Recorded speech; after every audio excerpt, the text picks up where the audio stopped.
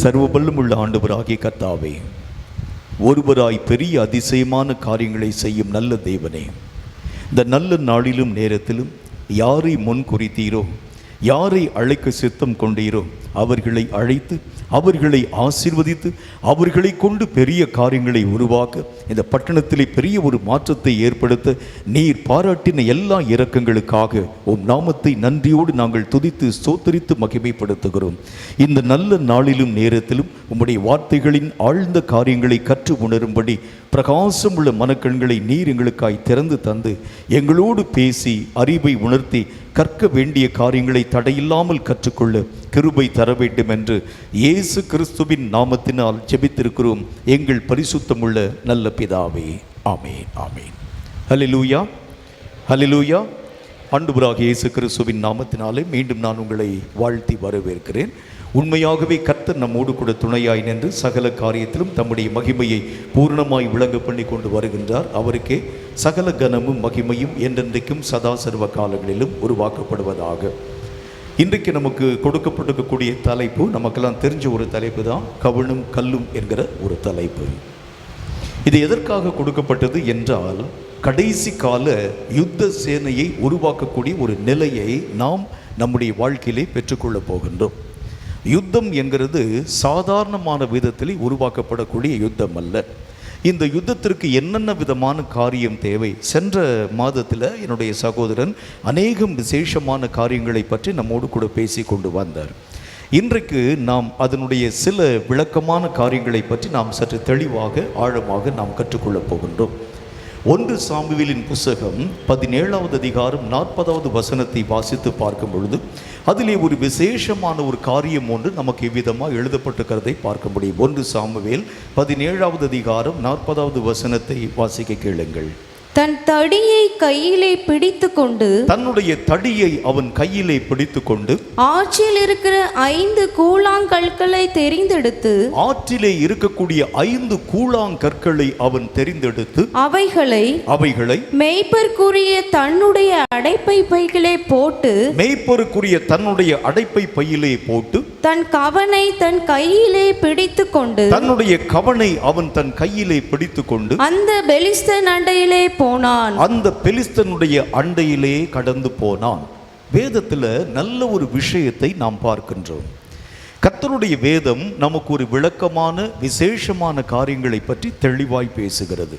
இந்த இடத்துல ஆண்டவருடைய வேதம் சொல்லுகிறது, ஒரு குருட்டு அடியில் அடிக்கக்கூடிய ஒரு காரியம் அல்ல. ஆண்டவராகிய தேவன் ஒரு விஷயத்தை நம்முடைய வாழ்க்கையில் தருகிறதற்கு முன்பதாக அவைகளை பற்றியதான தேர்ந்த நிலை நம்முடைய வாழ்க்கையில் இருக்கிறதான்னு சொல்லி பார்க்கின்றேன். இந்த இடத்துல தாவீதினுடைய கையிலே ஒரு மிகப்பெரிய ஒரு பொறுப்பு ஒன்று கொடுக்கப்பட்டது. மலையை போல காணப்படக்கூடிய கோலியாத்தை அடித்து வீழ்த்தக்கூடிய ஒரு பொறுப்பு. இந்த பொறுப்பை ஆண்டவராகிய தேவன் தாவீதினுடைய கையில் கொடுத்த உடனே அப்படி எழுந்திரிச்சு அவர் கடந்து போகலை. போன உடனே அவர் என்ன செய்கிறார் பாருங்க, நேராக கடந்து போய் ஆற்றண்டையிலே கடந்து போய் 5 கூழாங்கற்களை அவன் தேர்ந்தெடுக்க துவங்குகின்றான் என்று கர்த்தருடைய வேத புஸ்தகத்தில் பார்க்கிறோம். சாதாரணமாக ஒரு யுத்தம் என்று சொன்னால் கர்த்தராகிய தேவனை நம்பி சார்ந்து நாம் கடந்து போகிறது வழக்கம். இந்த இடத்துல நம்முடைய பலத்தையும் கர்த்தராகிய தேவன் விசேஷமாக ஞானத்தையும் எதிர்பார்க்கின்றார். கர்த்தராகிய தேவன் மட்டுமல்ல, நீங்களும் கர்த்தரும் இணைந்து இந்த பணியை செயலாற்ற வேண்டும். கர்த்தர் சொல்லிட்டார், நீ போய் யுத்தத்துக்கு போகணும். போகிறதுக்கு முன்னால் அவர் என்ன செய்கிறார் பாருங்க, வழியில் கிடக்கக்கூடிய 4 கூழாங்கல் எடுத்துகிட்டு போகலை, நேராக போய் ஆற்றண்டையில் போய் சில கற்களை அவர் தேர்ந்தெடுக்க ஆரம்பிக்கிறதை பார்க்க முடியும். சென்ற மாதத்தில் என்னுடைய சகோதரன் பேசினார், கற்கள் என்கிறது எதை நமக்கு வலியுறுத்தி சொன்னது அப்படின்னா அது ஜெபம். இந்த ஜெபம், தேர்ந்தெடுக்கப்பட்ட ஜெபத்தில் தான் விசேஷமான மகிமை உண்டு. தேர்ந்தெடுக்கப்படாமல் சாதாரணமாக குருட்டடியில் நம்ம செய்யக்கூடிய ஜெபத்தில் எந்த விதமான மகிமையும் நாம் நம்முடைய வாழ்க்கையிலே பெற்றுக்கொள்ள முடியாது. எதை குறிவைத்து தாக்க போகிறோமோ அதற்கு ஏற்ற சரியான ஜெபத்தை நீங்கள் செய்ய ஆரம்பிக்கும் போது தான் அந்த ஜெபம்தான் மகிமை உள்ளதாக, கோலியாத்தை வீழ்த்தக்கூடிய வல்லமை பெற்றதாக கடந்து போகிறதை பார்க்க முடியும். எல்லா விதமான மக்களும் செய்கிறத போல இப்போ சாத்தான் நமக்கு முன்பதாக நேருக்கு நேராய் வருகிறான் என்று வைத்துக் கொள்ளுங்கள். சாத்தானுடைய போராயுதம் நமக்கு முன்பதாய் வரும் பொழுது அங்கே போய் முழங்காலை போட்டுக்கொண்டு பரமண்டலில் இருக்கிற எங்கள் பிதாவே அப்படின்னு ஜெபிக்கிறீங்கன்னு வச்சுக்கோங்க. அந்த ஜெபத்தில் சாத்தான் விழுந்து விடுவானான்னா இல்லை. அதற்கு ஏற்ற அளவிற்கு அவன் என்ன நோக்கத்திலே வருகின்றான், என்ன காரியத்தை செய்யும்படிக்கு வரப்போகின்றான், அவனுடைய நோக்கம் என்ன, திட்டம் என்ன என்கிறதை அறிந்து அதற்கேற்ற வண்ணமாய் நாம் ஜெபிக்க ஆரம்பிக்கும் போதுதான் கர்த்தர் அந்த ஜெபத்திற்குரிய மகிமையை நாம் நம்முடைய வாழ்க்கையிலே பெற்றுக்கொள்ளக்கூடிய சூழ்நிலைகளை உருவாக்குகின்றார். இதுக்கு பேர் தான் நம்ம என்ன சொல்லுகின்றோம், தேர்ந்தெடுக்கப்பட்ட ஜெபங்கள் அப்படிங்கிறத பற்றி பேசுகின்றோம். இந்த தேர்ந்தெடுக்கப்பட்ட ஜெபங்கள் என்கிறது சாதாரணமான பரிமாணத்திலே நம்முடைய வாழ்க்கையிலே உருவாக்கப்படுகிறது இல்லை.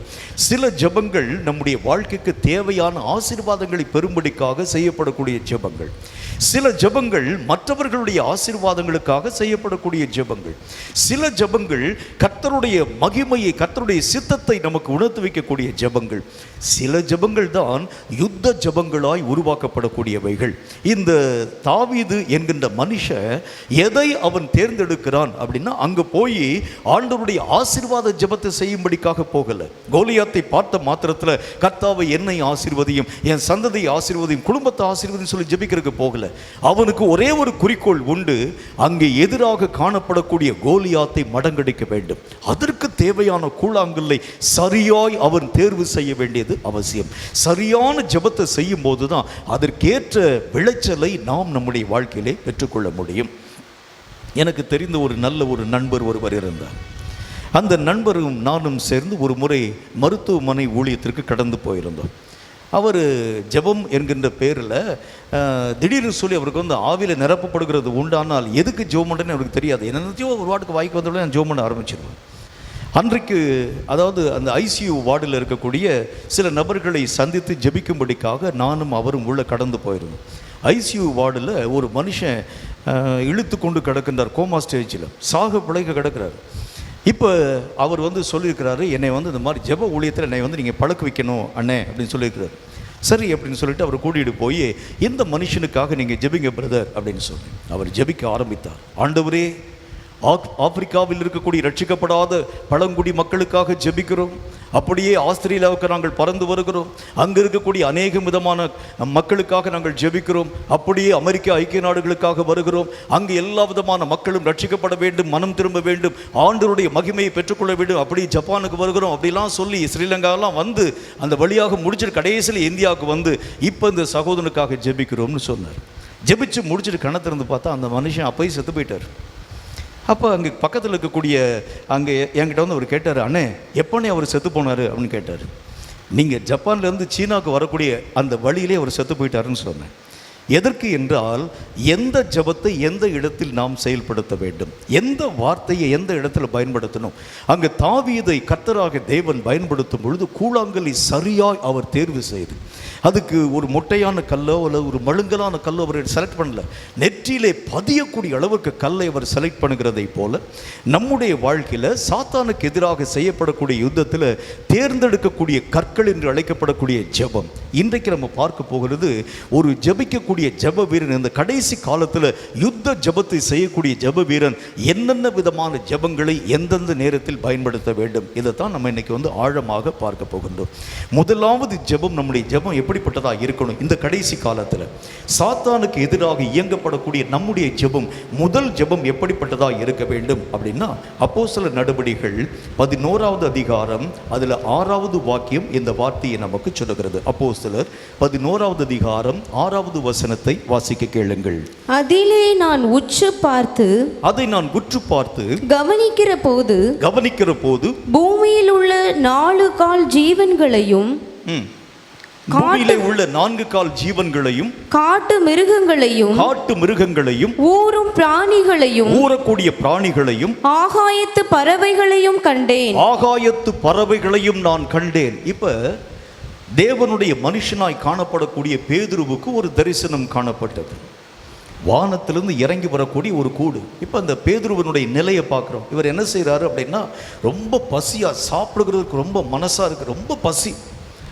இந்த பசி மயக்கமான நேரத்தில் அவர் என்ன செய்கிறார் பாருங்க, அங்கே இருக்கக்கூடிய ஆட்கள்கிட்ட போய் கிச்சனில் போய் பார்க்குறாரு. என்ன சமையல்லாம் பண்ணிட்டீங்களா, சாப்பாடெல்லாம் ரெடி ஆகிடுச்சான்னு போய் வைக்கிறதுக்காக போகக்கூடிய நேரத்தில் அங்கே இருக்கக்கூடிய ஆட்கள் சொல்கிறாங்க, இன்னும் கொஞ்சம் நேரம் ஆகும். சரி, எதுக்கு நம்ம டயத்தை வேஸ்ட் பண்ண வேண்டும் என்று சொல்லி மாடியில் ஏறி கொஞ்ச நேரம் உட்கார்ந்து நம்ம ஜெபிக்கலாம் என்று சொல்லி ஜெபிக்கக்கூடிய நேரத்தில் அவருடைய கண்கள் திறக்கப்பட்டு ஒரு தரிசனம் ஒன்று காண்பிக்கப்படுகிறது. அந்த தரிசனத்தில் என்ன வருது பாருங்க, வானத்திலிருந்து ஒரு பெரிய ஒரு கூடு ஒன்று இறக்கப்படுகிறது. கூடு ஒன்று இறக்கப்படக்கூடிய நேரத்தில் அந்த கூட்டுக்குள்ளே பார்த்தா நிறைய பிராணிகள், எல்லா விதமான பிராணிகளும் உள்ளடக்கப்பட்டிருக்கக்கூடிய கூடு. அந்த கூடு இறங்கி வரக்கூடிய நேரத்தில் இந்த பேதுருடைய கண்கள் பார்த்த பொழுது, இது என்ன ஆண்டவர்னு கேட்கிறார். கர்த்தர் சொல்லுகின்றார், இதில் இருக்கக்கூடிய எல்லா விதமான காரியத்தையும் அடித்து பூசி பேதுரு, இது உனக்காக கொடுக்கப்படுகிறது என்கிறதை பற்றி கர்த்தர் பேசுகின்றார். இப்போ முதல் காரியம் நமக்கு என்ன வேணும் அப்படின்னா, தேவனுடைய திட்டத்தை தெரிந்து கொள்ளக்கூடிய கண்கள் திறக்கப்படும் ஜெபம் முதல் காரியம் நமக்கு வேணும். முதல் ஜெபம் என்ன ஜெபம் இருக்கணும் அப்படின்னா, நம்முடைய கண்கள் திறக்கப்படக்கூடிய ஜெபம். இப்போ அந்த இடத்துல கர்த்தருடைய சித்தத்தை பேதுருவுக்கு கர்த்தர் வெளிப்படுத்துகின்றார்.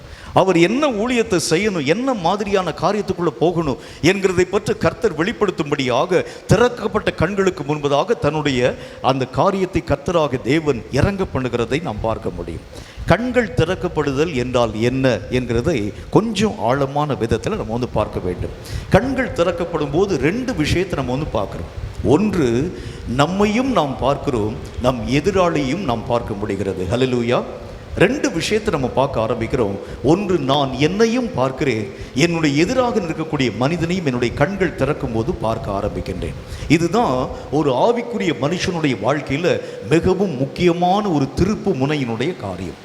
நான் ஆராய்ந்து பார்த்து என் எதிராளியும் ஆராய்ந்து பார்த்தால் மட்டும்தான் நான் என்ன செய்ய முடியும், எதிராளியை மேற்கொள்ளக்கூடிய வல்லமை பெற்றவனாய் மாற்றப்பட முடியும். எதிராளியை மேற்கொள்ள வேண்டும் என்றால் முதல்ல என்னுடைய பலம் எனக்கு தெரியணும், எதிராளியினுடைய பலமும் எனக்கு தெரியணும். ரெண்டு, என்னுடைய பலமும் தெரிய வேண்டும், எதிராளியினுடைய பலவீனமும் தெரிய வேண்டும். மூன்று, என்னுடைய பலவீனமும் தெரியணும், எதிராளியினுடைய பலமும் தெரிய வேண்டியது அவசியம். எங்க நான் பலவீனப்பட்டு போயிருக்கிறேன், என்னுடைய எதிராளி என்னை மேற்கொண்டு விடுவான், அவனுடைய பலத்தை, எந்த பலத்தை அனுப்பி என்னுடைய பலவீனத்தை அவன் அடிச்சிடுவான்.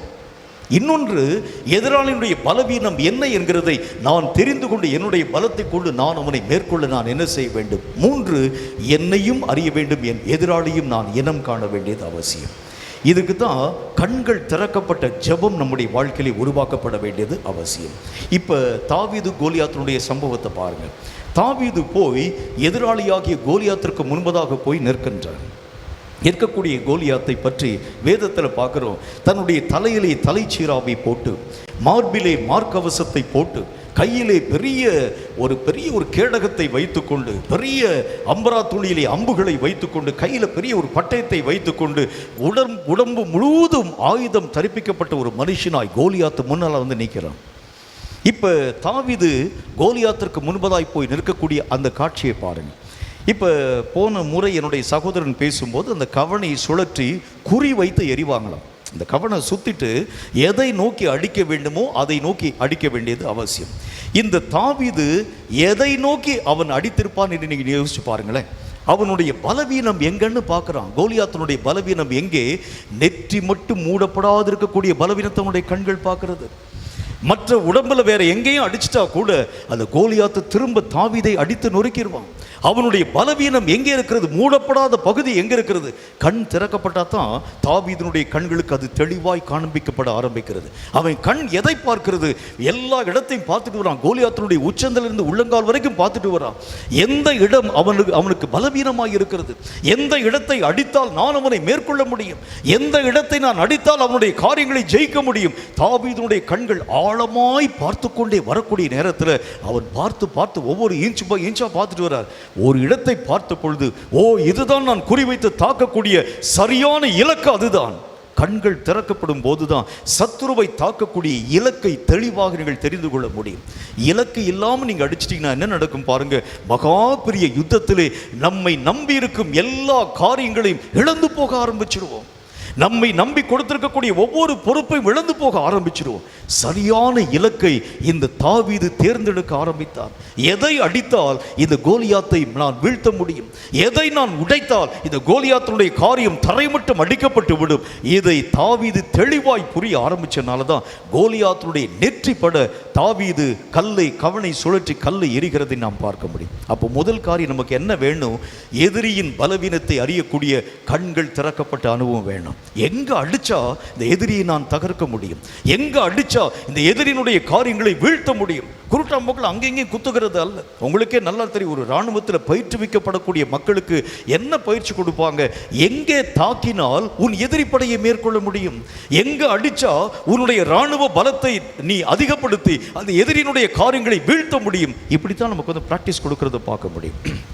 இப்போ வேதம் சொல்லக்கூடிய வார்த்தையின்படி கர்த்தர் நமக்கு என்ன சொல்லுகின்றார், இந்த கண்கள் திறக்கப்படும் போது எதிரியின் பலவீனமான காரியங்களை முதல் காரியம் நாம் புரிந்து கொள்ள ஆரம்பிக்கிறோம். எங்கெங்கெல்லாம் நம்ம வந்து டார்கெட் வைக்கணும், எந்த இடத்துல டார்கெட் வச்சா அந்த எதிரியினுடைய எல்லா விதமான பலத்தை பலட்சியப்படுத்த முடியும்.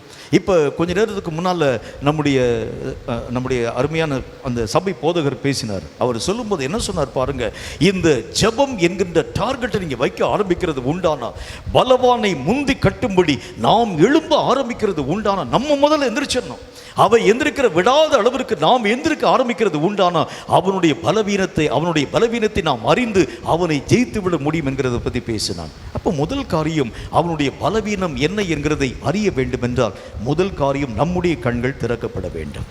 ரெண்டாவது காரியம் நமக்கு என்ன வேண்டும், இந்த கண்கள் திறக்கப்படும் போது அவனுடைய பலவீனம் மட்டுமல்ல, நம்முடைய பலவீனத்தை நாம் தெரிந்து கொள்ள ஆரம்பிச்சிருவோம். நம்முடைய குறைவு நம்ம தெரிய ஆரம்பிச்சிடும்.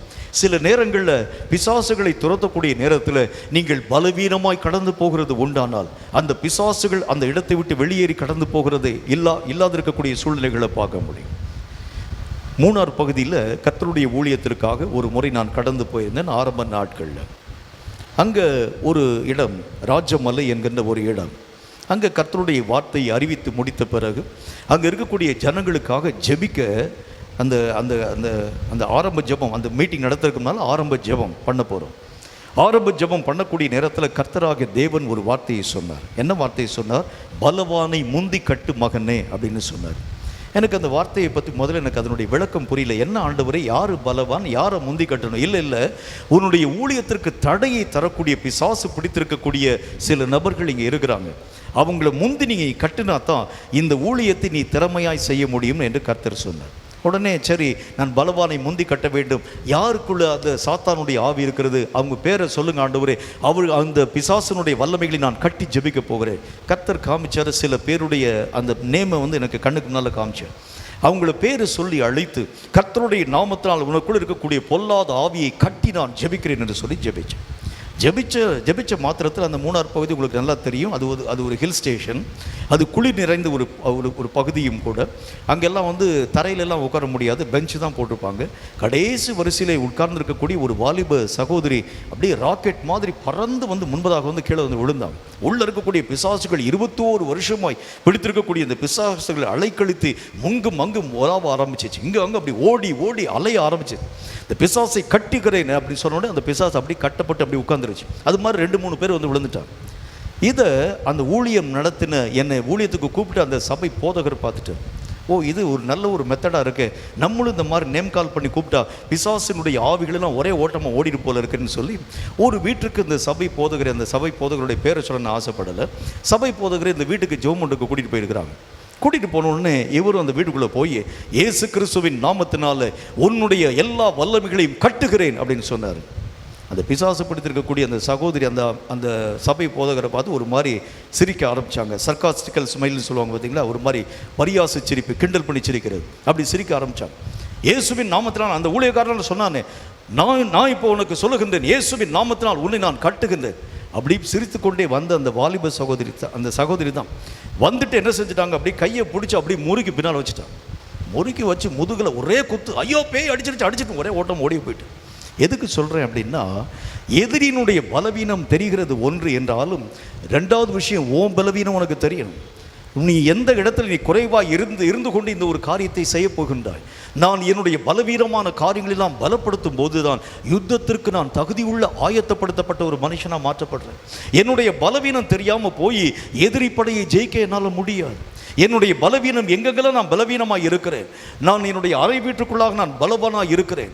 ஆனால் யுத்த களத்துக்கு போன உடனே பலவீனமாய் காணப்படுகின்றேன். எனக்கு தெரிந்த ஒரு நல்ல ஒரு சகோதரி நர்சிங் கோர்ஸுக்காக அவங்க வந்து உள்ளே போனாங்க. அவங்க முதல்ல வந்து டீச்சர் ட்ரைனிங் தான் படித்தாங்க. என்றாலும் அவங்களுக்கு ஒரு விருப்பம் வந்துருச்சு. என்ன விருப்பம் வந்துருச்சு, நான் நர்ஸாக போக வேண்டும் என்று சொல்லி ஆசை வந்துருச்சு.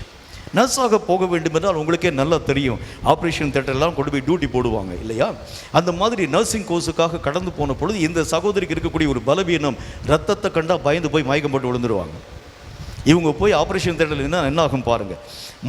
ஃபஸ்ட்டு எக்ஸ்பெரிமெண்ட்டை கொண்டு போய் அங்கே ஆப்ரேஷன் தேட்டரில் கொண்டு போய் உள்ளே விட்டுட்டாங்க.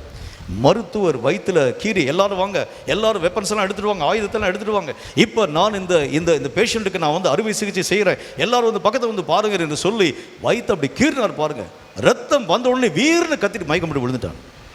மயக்கம் போட்டு விழுந்த உடனே அந்த டாக்டர் மருத்துவர் பார்த்தார், கன்னத்தில் ஓங்கி இருந்து இவெல்லாம் யார் இவங்களெல்லாம் வந்து இந்த நர்சிங்காக அனுமதித்தது, உடனே டிஸ்மிஸ் பண்ணி அந்த கிளாஸை விட்டு வெளியே அனுப்பிட்டார்.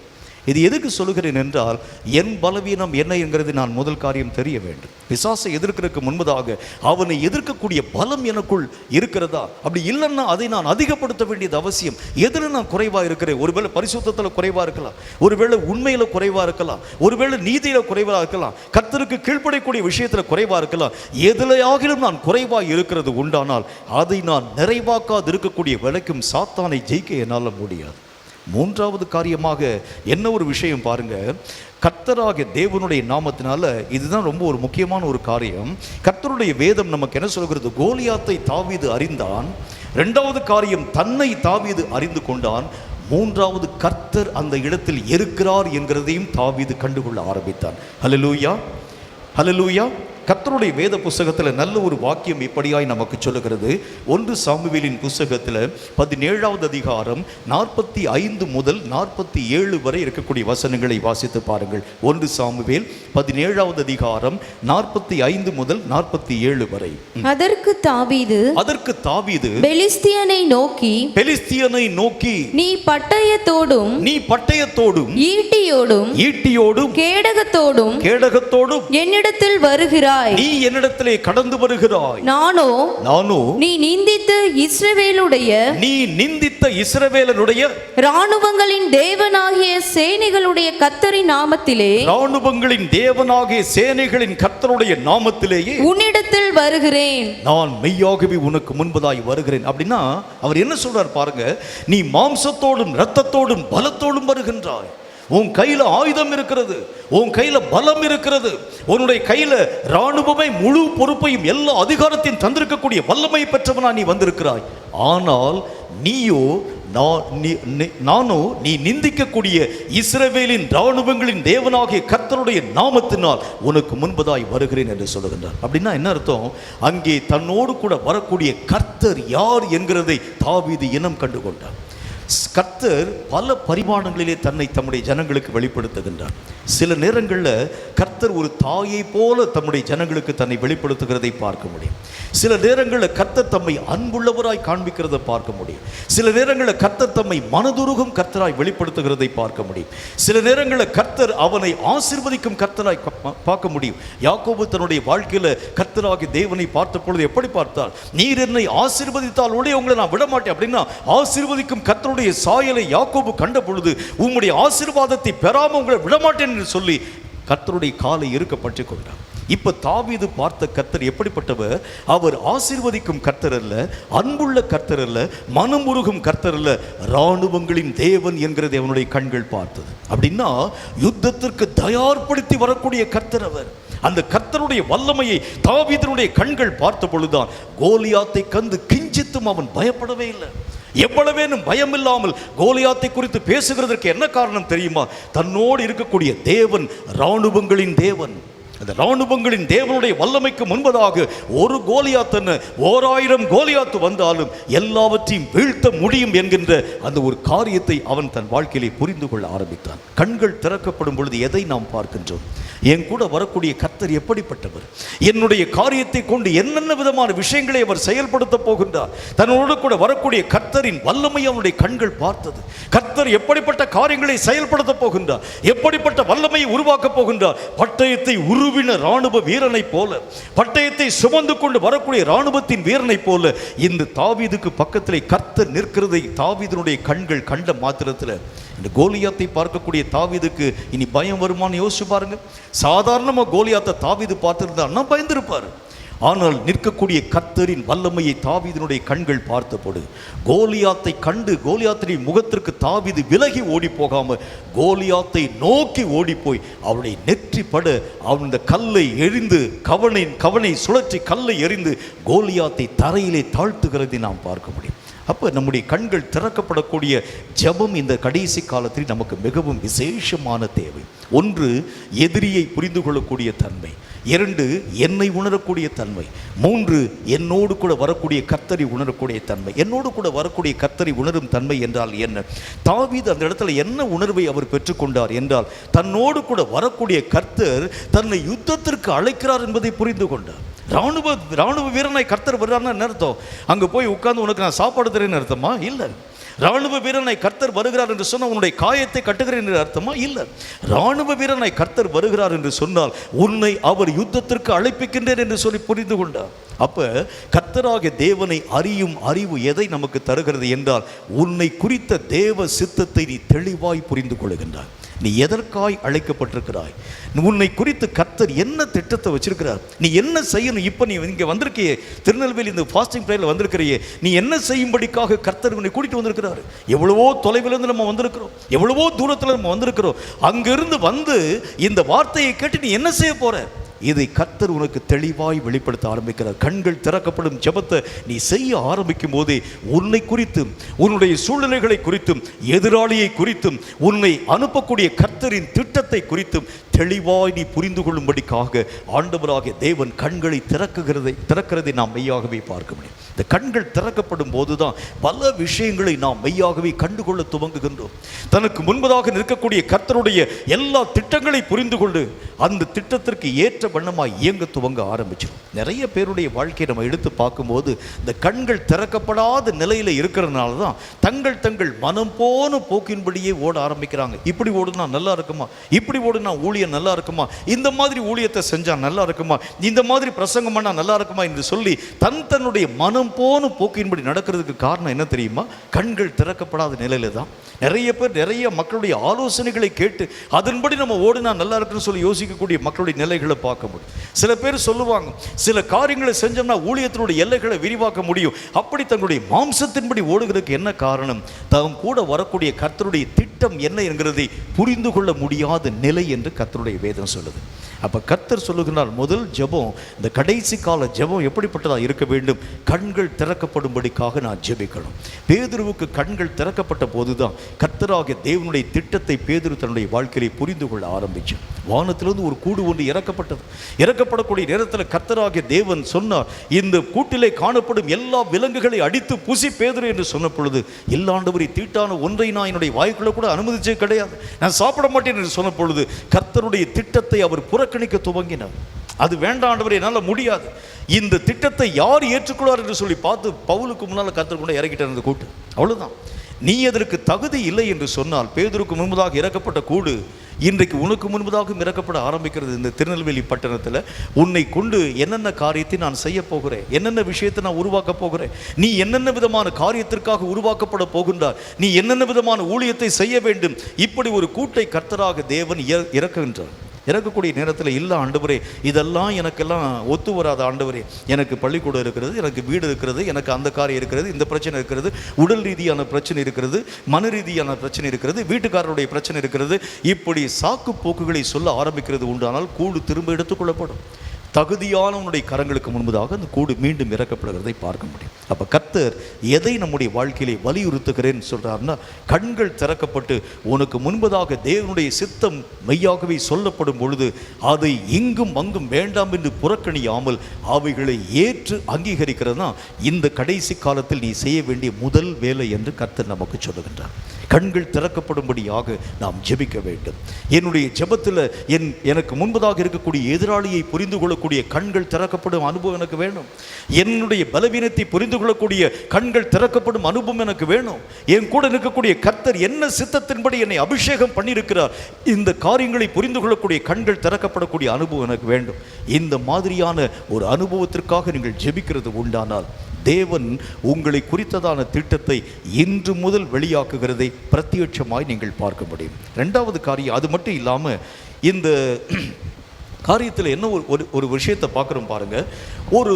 இந்த இடத்துல கர்த்தராகிய தேவனுடைய திட்டத்தை தாவீது புரிந்து கொண்ட உடனே தன்னுடைய வாயினால் விசுவாசமான வார்த்தையை அறிக்கையிடுகின்றார். என்ன வார்த்தையை அறிக்கையிடுகின்றான் அப்படின்னா, அவர் சொல்லுகின்றார், நீயோ கர்த்தராகிய தேவனுடைய நாமத்தை தூஷிக்கக்கூடிய கர்த்தரின் நாமத்தினாலே நான் இப்பொழுது உனக்கு விரோதமாய் வருகின்றேன்.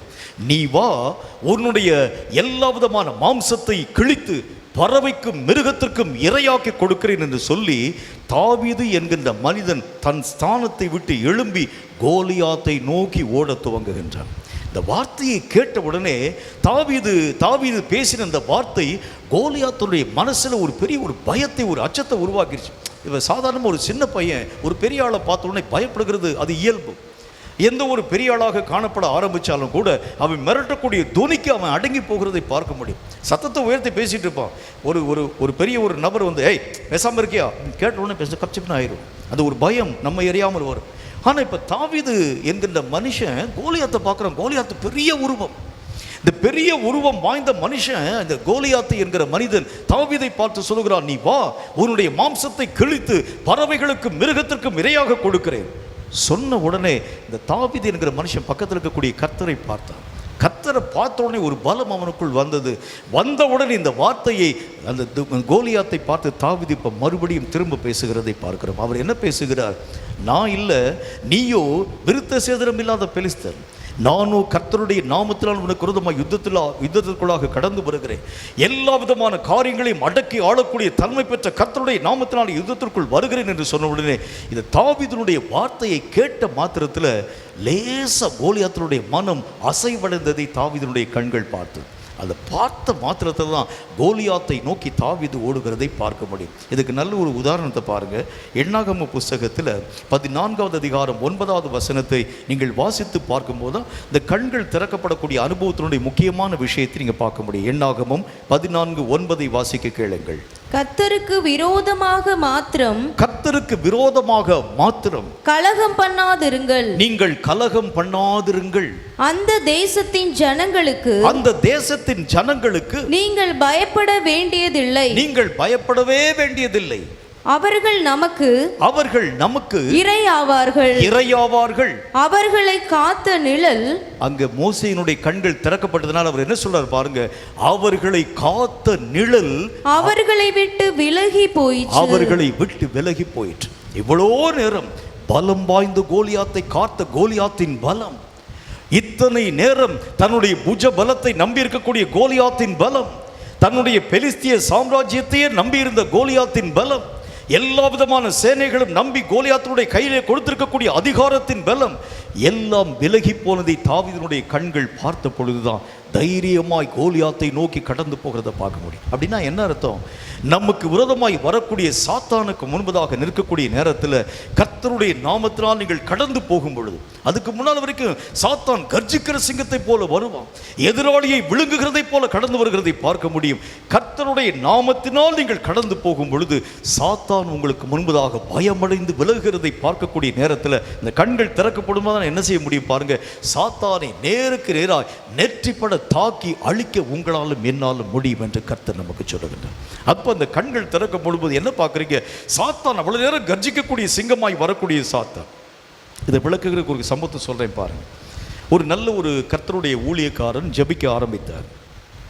அவர் ஜெபித்து கொண்டே இருக்கக்கூடிய நேரத்தில் திடீரென்று சொல்லி அவருடைய ஆவி அவருடைய சரீரத்தை விட்டு எடுக்கப்பட்டு நரக உலகத்திற்குள்ளாக அவரை கொண்டு போய் கர்த்தர் அனுமதித்தார்.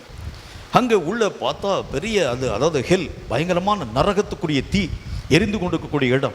அதில் ஒரு இடத்துல பார்த்தீங்கன்னா பிசாசு, தலைமை பிசாசாக காணப்படக்கூடிய லூசிஃபர், அவருடைய தலைமையில் நிறைய பிசாசுகள் உட்கார்ந்து திட்டம் தீட்டி கொண்டிருக்கிறாங்க. அதில் தலைமை பிசாசாக இருக்கக்கூடிய லூசிஃபர் கேட்குறான், இப்போல்லாம் கிறிஸ்தவர்களை வஞ்சிக்க நம்மளால் முடியலை, அவங்களாம் வல்லமையாக எந்திரிச்சு போகிறாங்க, எழும்பி பிரகாசிக்கிறாங்க, அவங்கள வஞ்சிக்கக்கூடிய வஞ்சகத்தை நம்மளால் செய்ய முடியாமல் போயிடுச்சு, அதுக்கு என்ன காரணம் என்று சொல்லி கேட்டேன். எல்லா பிசாசுகளும் அமைதியாக இருந்தது. அதில் ஒரே ஒரு குட்டி பிசாசு மாத்திரம் எந்திரிச்சு ஒரு வார்த்தை சொன்னது, ஐயா உங்களுக்கெல்லாம் தெரியாது, அவர்களுக்குள் ஒரு விசேஷமான ஆயுதம் ஒன்று உள்ளே இருக்கிறது, அந்த ஆயுதத்தினால தான் அவர்கள் நம்முடைய வல்லமைக்கும் மகிமைக்கும் பயப்படாத ஒரு மக்களாய் காணப்படுறாங்க.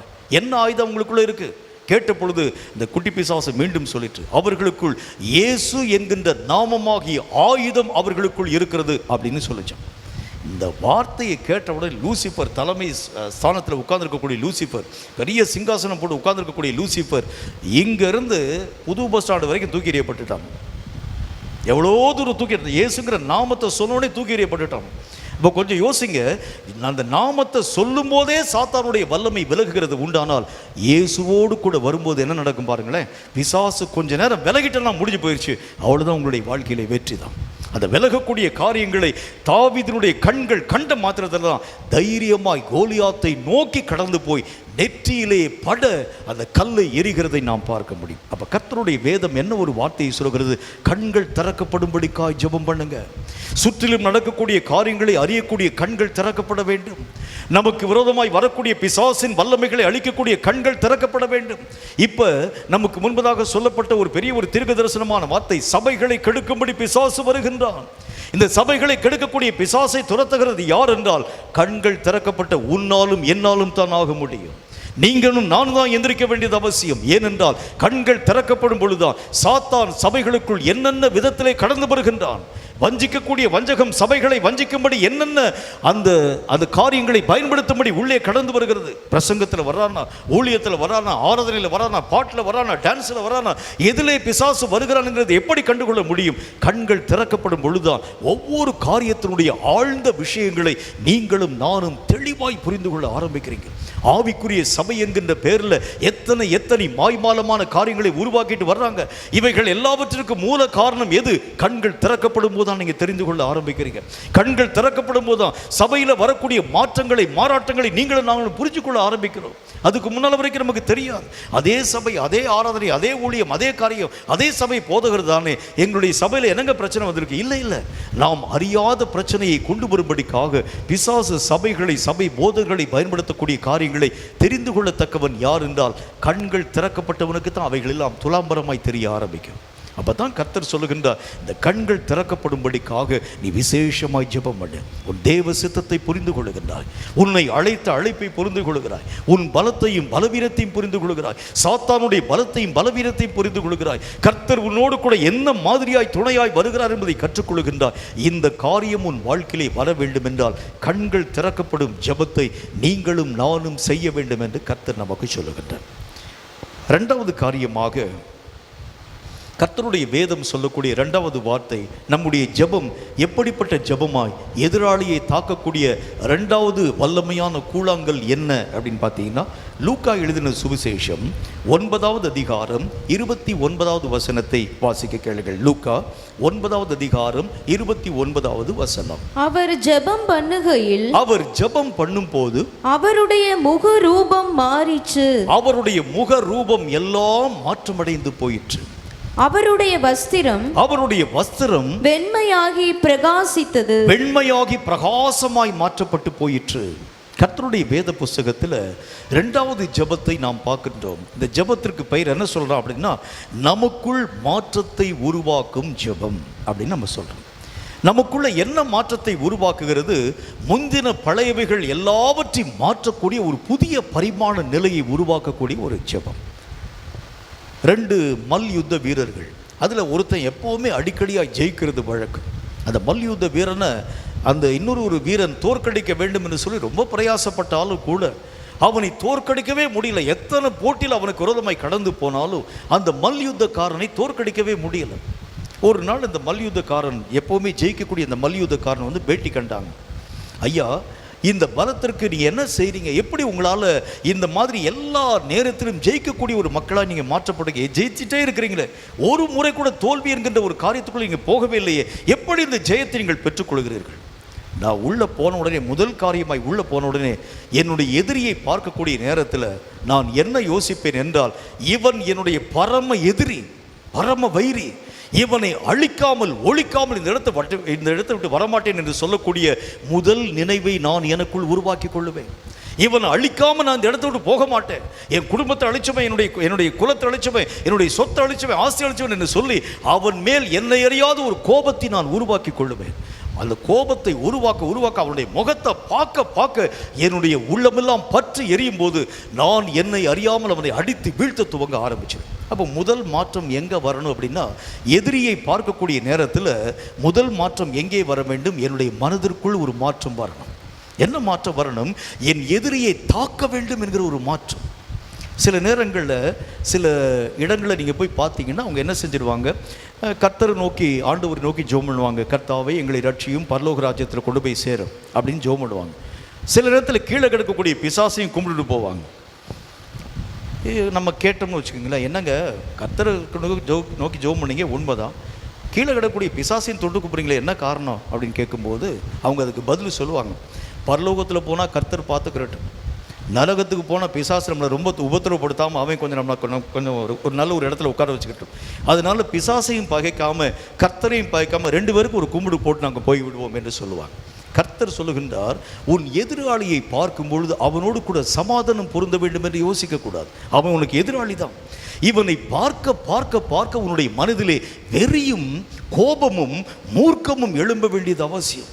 உன்னுடைய பரம வைரி அவன், உன்னுடைய ஜீவனை அழிக்கும்படிக்கு வரக்கூடியவன் அவன். இந்த மாதிரி தயார்படுத்த ஆரம்பிக்கும் போதுதான் இந்த சாத்தானுடைய தன்மைகளை பார்க்கும் பொழுது உங்களை அறியாத கோபம் பற்றி எழும்புகிறது நீங்கள் பார்க்க முடியும். இதற்கு நல்ல ஒரு உதாரணம் அப்போஸ்தலனாகிய பரிசுத்த பவுலை பார்க்கலாம். அத்தனை என்கிற பட்டணத்தில் பவுல் அப்போஸ்தலன் போய் உட்கார்ந்துருக்கிறார். ஏத்தன்ஸ் என்கிற நாட்டில் அங்கே அவருக்கு ஊழியம் ஒன்றுமே கிடையாது.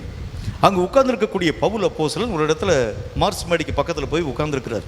தன்னுடைய நண்பர்களெல்லாம் நண்பர்களெல்லாம் வரதுக்காக வெயிட் பண்ணிட்டு உட்கார்ந்துருக்கிறார்.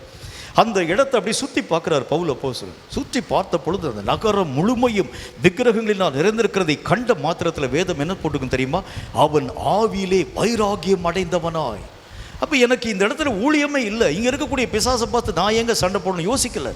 பிசாசு என்கிறவன் எங்கே பார்த்தாலும் எதிரி தான்.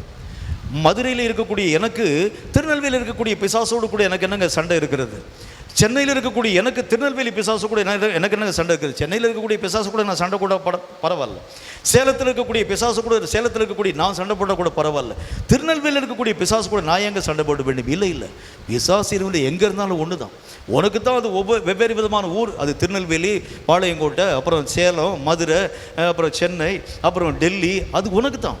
ஆனால் பிசாசு எங்கே இருந்தாலும் பிசாசு தான். சேலத்தில் இருக்கக்கூடிய பிசாசு அதுக்காக அபிஷேகத்துக்காக உனக்கு மேலே அவன் கை வைப்பானா? அபிஷேகத்தை கொடுத்துருவானா? இல்லை.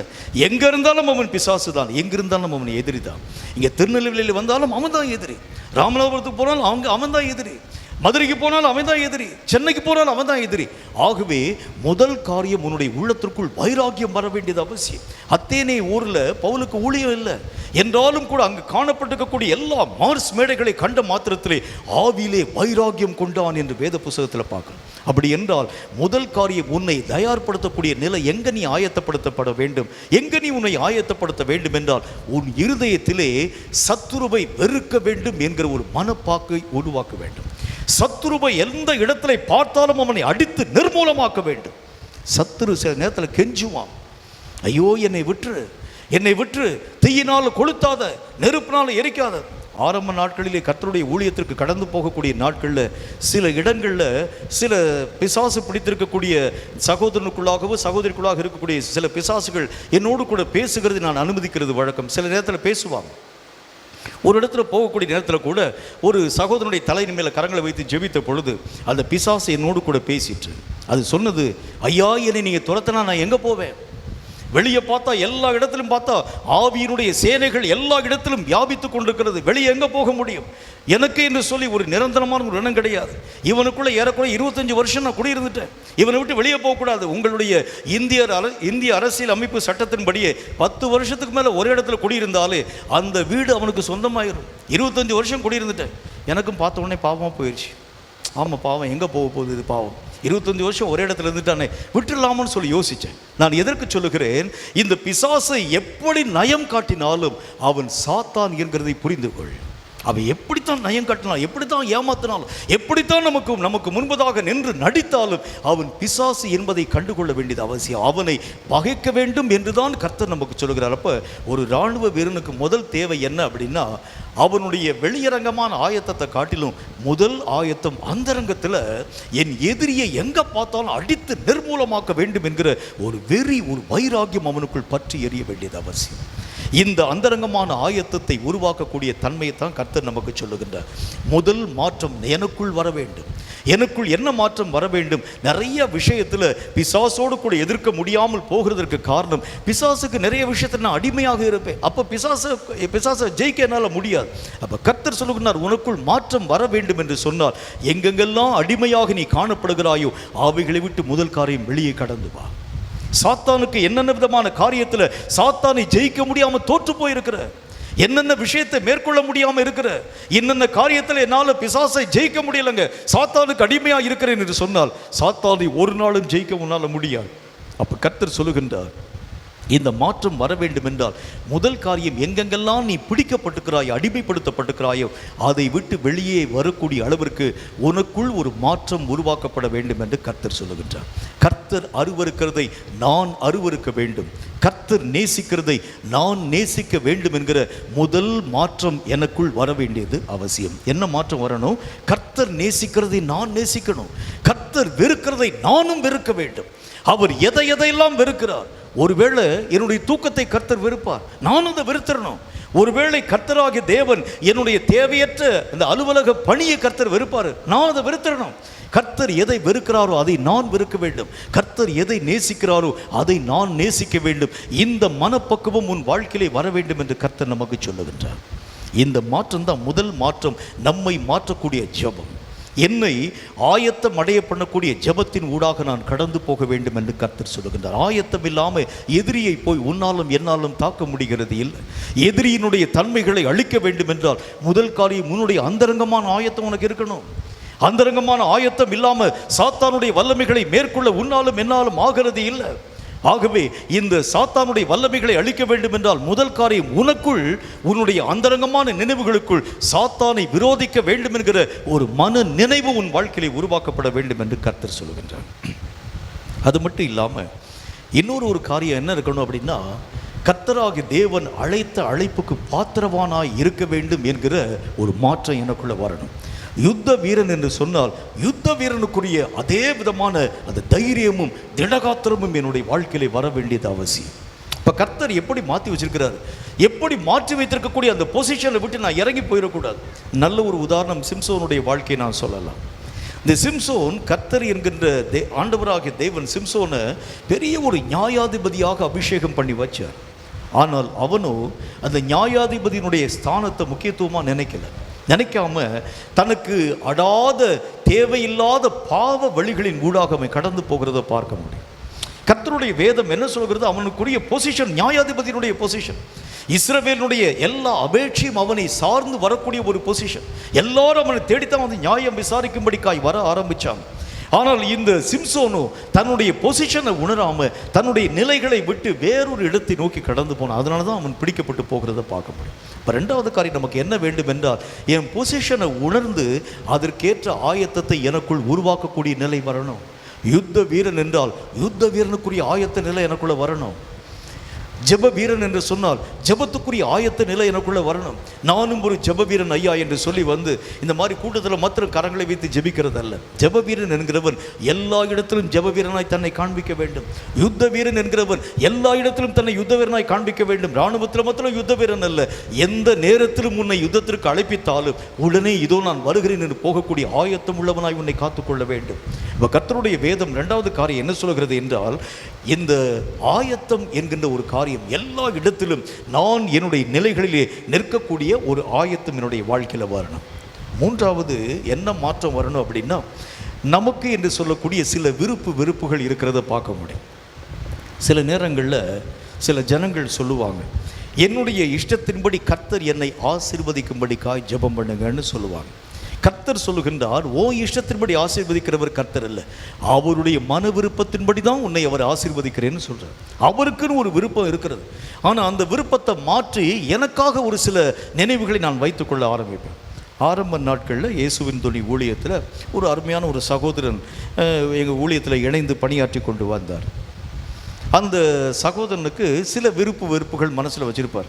அண்ணன் வந்து அடிக்கடி சொல்லுவாங்க, நமக்கு வந்து முக்கியமான ஊழியம் இருக்கிறது, இன்றைக்கு முக்கியமான ஒரு போர்ட் மீட்டிங் நம்ம போடணும், எல்லா விதமான காரியங்களை பற்றி பேச வேண்டும். அப்படி பேசிகிட்டு இருக்கும்போதே அவர் திடீர்னு எழுந்திருந்து, பிரதர் நான் இப்போ உடனே ஊருக்கு போகணும், அடுத்த பஸ்ஸு 8 மணிக்கு இருக்கிற, நான் போகவா அப்படின்னு கேட்பார். உடனே என்ன நான் இவ்வளோ தூரம் படித்து சொல்லிட்டு இருக்கிறேன், 8 மணிக்கு போர்ட் மீட்டிங் இருக்கிற, நாளைக்கு காலையில் போங்க. சரிப்பா போயிடுறேன். இல்லை என் ஒய்ஃபு தேடுவாளே, 8 மணிக்கு நான் பஸ்ஸுக்கு ஊருக்கு போயிடுவா அப்படின்னு திரும்ப கேட்பார். மறுபடியும் அண்ணன் திரும்ப சொல்லுவாங்க, 8 மணிக்கு போர்ட் மீட்டிங் இருக்குன்னு சொல்ல, முக்கியமான மீட்டிங். சரிப்பா நான் உட்காந்துறேன். இங்கே எங்கேயும் போவார், ஒரு காஃபி குடிச்சிட்டு வர, டீ குடிச்சிட்டு வர. அப்போ மணி 7:45 ஆச்சுப்பா, நான் ஊருக்கு கிளம்புவான்னு சொல்லுவார். அப்படின்னா என்ன அர்த்தம்? சில விருப்பங்களை எனக்குள்ளே நான் வச்சுருக்கிறேன். நான் போகணும்னு நினச்சேன்னா போகணும், நான் இருக்கணும்னு நினச்சேன்னா இருக்கணும். இப்படி இருக்கக்கூடிய நிலைகளிலே கர்த்தர் நம்மை ஆசீர்வதிக்கிறவர் இல்லை. கர்த்தர் எப்போ நம்மளை ஆசீர்வதிப்பார்னா, வசனத்தில் போட்டிருக்கு, குயவன் கையிலே அடங்கி இருக்கும் களிமண்ணை போல. எப்போ நீங்கள் உங்கள் வாழ்க்கையை கர்த்தர் வனையும்படி ஒப்புக் கொடுக்குறீங்களோ, என் இஷ்டத்தின்படி வனையாதீங்க ஆண்டவரே, உங்களுக்கு என்ன விருப்பம், நான் எப்படி இருக்கணும்னு நீங்கள் நினைக்கிறீங்களோ அந்த மாதிரி நீங்கள் என்னை உருவாக்குங்க. இப்படி விட்டு கொடுத்தா தான் கர்த்தர் உன்னை அவருடைய திட்டத்தின்படி வனைய துவங்க ஆரம்பிப்பார். நிறைய நேரத்தில் நான் விருப்பத்தை வைத்துக்கொண்டு, ஆண்டவரே என்னை இந்த மாதிரி வனைங்க ஆண்டவரே, இந்த மாதிரி ஒரு கப்பா நீங்கள் வந்து என்னை கிரியேட் பண்ணுங்க ஆண்டவரே, இந்த மாதிரி ஒரு ஜாடியாக என்னை உருவாக்குங்க ஆண்டவரேன்னு சொல்லி நான் கர்த்தருக்கு ஆர்டர் போட என் வாழ்க்கையிலே ஒரு மாற்றமும் ஒரு நாளும் வரவே வராது. கர்த்தருடைய கையில், குயவன் கையிலே அடங்கி இருக்கும் களி மண்ணை போல என்னுடைய வெறுப்பு ஒன்றுமே இல்லை ஆண்டவரே, நீங்கள் என்ன நினைக்கிறீங்களோ அதை என் வாழ்க்கையில் செய்யுங்க, நீங்கள் எதை உருவாக்கணும்னு நினைக்கிறீங்களோ அதை என் வாழ்க்கையில் செய்யுங்க என்று சொல்லி எப்போ நீங்கள் கர்த்தருடைய கையில் ஒப்பு கொடுக்குறீங்களோ, கர்த்தர் அப்பொழுதுதான் உங்களை உருவாக்குகிறதை வனைகிறதை பார்க்க முடியும். இதுக்கு பேர் கர்த்தர் என்ன சொல்லுகின்றார்? என்னை மாற்றக்கூடிய ஜெபம்னு கர்த்தர் சொல்லுகின்றார். நான் சில இடத்துல வளையாதவனாக இருப்பேன், சில இடத்துல மாற்றத்தை பெறுகிறதுக்கு சம்மதிக்காதவனாக இருப்பேன், சில இடத்துல நான் என்னுடைய விருப்பத்தின்படி வாழ வேண்டும் என்று சொல்லி நான் தீர்மானம் வச்சிருப்பேன். சென்ற முறை என்னுடைய சகோதரன் சொன்னது மாதிரி, ஒரு கவனை பயன்படுத்த வேண்டும் என்றால் அந்த கவனில் போட்டுக்கக்கூடிய இந்த ரப்பர் இருக்கு பாருங்க, இழுத்த இழுப்புக்கெல்லாம் வர்றது மாதிரி எவன் ஒருவன் கர்த்தர் இழுத்த இழுப்புக்கெல்லாம் வர்றானோ அவனைத்தான் கர்த்தர் வல்லமையாய் பயன்படுத்த ஆரம்பிக்கின்றார். அப்போ நம்முடைய வாழ்க்கையில் வெறுப்புகளை மறக்கக்கூடிய நிலை என்கிற ஒரு காரியத்துக்கு பேர் தான் உள்ளான ஒரு மாற்றம் என்கிறதை கர்த்தர் நமக்கு சொல்லுகிறார். நம்ம ஜெபம் நம்ம என்ன செய்ய வேண்டும்? உள்ளான மாற்றத்தை உருவாக்கணும். கர்த்தருக்கு ஏற்ற வண்ணமாய் கர்த்தர் என்ன சொன்னாலும், ஏதோ நான் போகிறேன் ஆண்டவரே, இல்லை ஆண்டவரே எனக்கு முக்கியமான ஒரு தேர்வு இருக்கிறது, எனக்கு முக்கியமான ஒரு பரீட்சை இருக்கிறது, முக்கியமான ஒரு வேலை இருக்கிறது, ஒரு வேலை பழு இருக்கிறது ஆண்டவரே என்று சொல்லி சாக்கு போக்கு சொல்லக்கூடாது. கர்த்தர் என்னை இழுத்துட்டார்ல போயிடணும், கர்த்தர் என்னை கூப்பிட்டானா போயிடணும். இந்த 3வது மாடியிலேருந்து கீழே விழுந்து குளித்து செத்து போப்பான்னு சொன்னால் செத்துடணும். யோசிக்கக்கூடாது, ஏன் எதுக்குன்னு கேட்கக்கூடாது. ஏனென்றால் கர்த்தர் சொல்லுகின்றார், ஏன் எதற்கு எப்படி என்று நீ கர்த்தரிடத்தில் கேட்டுக்கொண்டே இருந்தால் நீ கேட்டுக்கொண்டே இருக்க வேண்டியதானே தவிர கர்த்தர் உன்னை ஒரு நாளும் பயன்படுத்தவே மாட்டார். நீ கர்த்தர் சொல்லும்போது என்னன்னு யோசிக்காம உடனே நான் வருகிறேன் என்று சொல்லக்கூடியவனைத்தான் தேவன் மெய்யாகவே பயன்படுத்த ஆரம்பிக்கிறார். நல்ல ஒரு உதாரணத்தை பாருங்கள். பேதுரு என்கின்ற அந்த மனுஷனை, யாக்கோபு என்கிற மனுஷனை அவங்கெல்லாம் வந்து வலை வீசி மீன் பிடிச்சிட்டு வர்றாங்க. இயேசு கிறிஸ்து அந்த கடற்கரை ஓரத்தில் நடந்து வரக்கூடிய நேரத்தில் இயேசு கிறிஸ்து திடீர்னு அவங்கள பார்த்த உடனே அந்த பேதுருவை பார்த்து, யாக்கோபை பார்த்து, யோவானை பார்த்து, அந்திரேயாவை பார்த்து கூப்பிடுறாரு, நீங்கள் என்னை பின்பற்றி வாருங்கள், உங்களை மனுஷர்களை பிடிக்கிறவர்கள் ஆக்குவேன் அப்படின்னு சொல்கிறார். மனுஷர்களை பிடிக்கிறவர்கள் ஆக்குவேன்னா என்ன அர்த்தம்? அவங்களுக்கு தெரியாது. அவங்களுக்கு தெரிந்த தொழிலெல்லாம் மீன் பிடிக்கக்கூடிய தொழில். இந்த தொழிலை விட்டுட்டோம்னா அடுத்தது நான் என்ன செய்ய முடியும் எனக்கு தெரியாது. ஆனால் கர்த்தராகிய தேவன் கூப்பிட்டார். அடுத்த வேளை சாப்பாட்டுக்கு என்ன செய்வோன்னு சொல்லி யோசிக்கல. அவங்க தன்னுடைய குடும்பத்தை யோசிக்கல, தனக்கு உண்டான தேவைகளை யோசிக்கல. கர்த்தர் கூப்பிட்ட உடனே வசனத்தில் என்ன போட்டுக்கு, தன்னுடைய வலையையும் படகையும் விட்டு இயேசுவை அப்படியே பின்பற்றி வந்துட்டாங்க. எதையும் யோசிக்கல. அடுத்த வேளைக்கு நான் என்ன செய்ய போறேன், எனக்கு இந்த தொழில் தானே எனக்கு லாபகரமான தொழில், எனக்கு இந்த காரியம் தானே முக்கியத்துவம் வாய்ந்தது, இதை நான் விட்டுட்டேன்னா அடுத்து நான் என்ன செய்ய போகிறேன் யோசிக்கல. கர்த்தர் கூப்பிட்டவனே அப்படி வர ஆரம்பிச்சனால தான் தேவன் அவர்களை அப்போஸ்தலர்கள் என்கிற ஒரு ஸ்தானத்திலே கொண்டு போய் நிறுத்தினார். அப்போ கர்த்தர் உன்னை இழுக்கக்கூடிய இடத்துக்கெல்லாம் நீ வந்து வர வேண்டியது அவசியம். நீ கர்த்தரை பிடிச்சி உன் வழியில் இழுக்கக்கூடாது. நீங்கள் வாங்க ஆண்டவரே, என்ன என் பக்கத்தில் வாங்க, இங்கே வாங்க ஆண்டவரே. நிறைய பேர் சொல்லுவாங்க, இல்லை ஆண்டவரே நான்லாம் உங்கள் கூடலாம் வர முடியாது, நான் அந்த மாதிரி கூட்டத்துக்கு வருவேன், தலையில் கை வச்சு ஆசீர்வதிச்சுட்டு என்னை அனுப்பி விட்ருங்க ஆண்டவரே, எனக்கு அந்த லிமிட்டு போதும். ஆனால் கர்த்தர் உங்கள் பக்கத்தில் வரவே மாட்டார். இழுக்கக்கூடிய இழுவிசை அற்ற யாரும் கர்த்தருக்கு பயன் இல்லை. அப்போ தேவன் உன்னை பயன்படுத்த வேண்டும் என்றால் உனக்குள் ஒரு உருமாற்றம் வர வேண்டும். கர்த்தர் என்ன சொன்னாலும் நான் இதோ கேட்கிறேன், கர்த்தர் என்ன பேசினாலும் அதற்கு நான் மறுத்து பேச மாட்டேன். கர்த்தர் எதை குறித்து என்று சொன்னாலும், எதை செய்யும்படிக்கு சொன்னாலும், அது என்னால் முடியுமோ முடியாதோ நான் அதை யோசித்து பின்னிட்டு போக மாட்டேன். நான் கலப்பையில் கை வச்சுட்டேன், இனி நான் பின்னிட்டே திரும்ப மாட்டேன் என்கிற ஒரு மன மாற்றம், ஒரு மாற்றம், மறுரூபத்தின் மாற்றம் என் வாழ்க்கையில் வர வேண்டும் என்று கர்த்தர் சொல்லுகின்றார். மூன்றாவது ஜெபம், நம்முடைய ஜெபம் எப்படிப்பட்டதாக இருக்கணும்னு பாருங்கள். மூன்றாவது ஜெபத்தை குறித்து வேதம் நமக்கு சொல்கிறது. எபேசியருக்கு எழுதப்பட்ட நிருபம் 6வது அதிகாரம் 18வது வசனத்தை வாசிக்க கேளுங்கள். எபேசியர் 6வது அதிகாரம் 18வது வசனத்தை பாருங்கள். எந்த சமயத்திலும் சகலவிதமான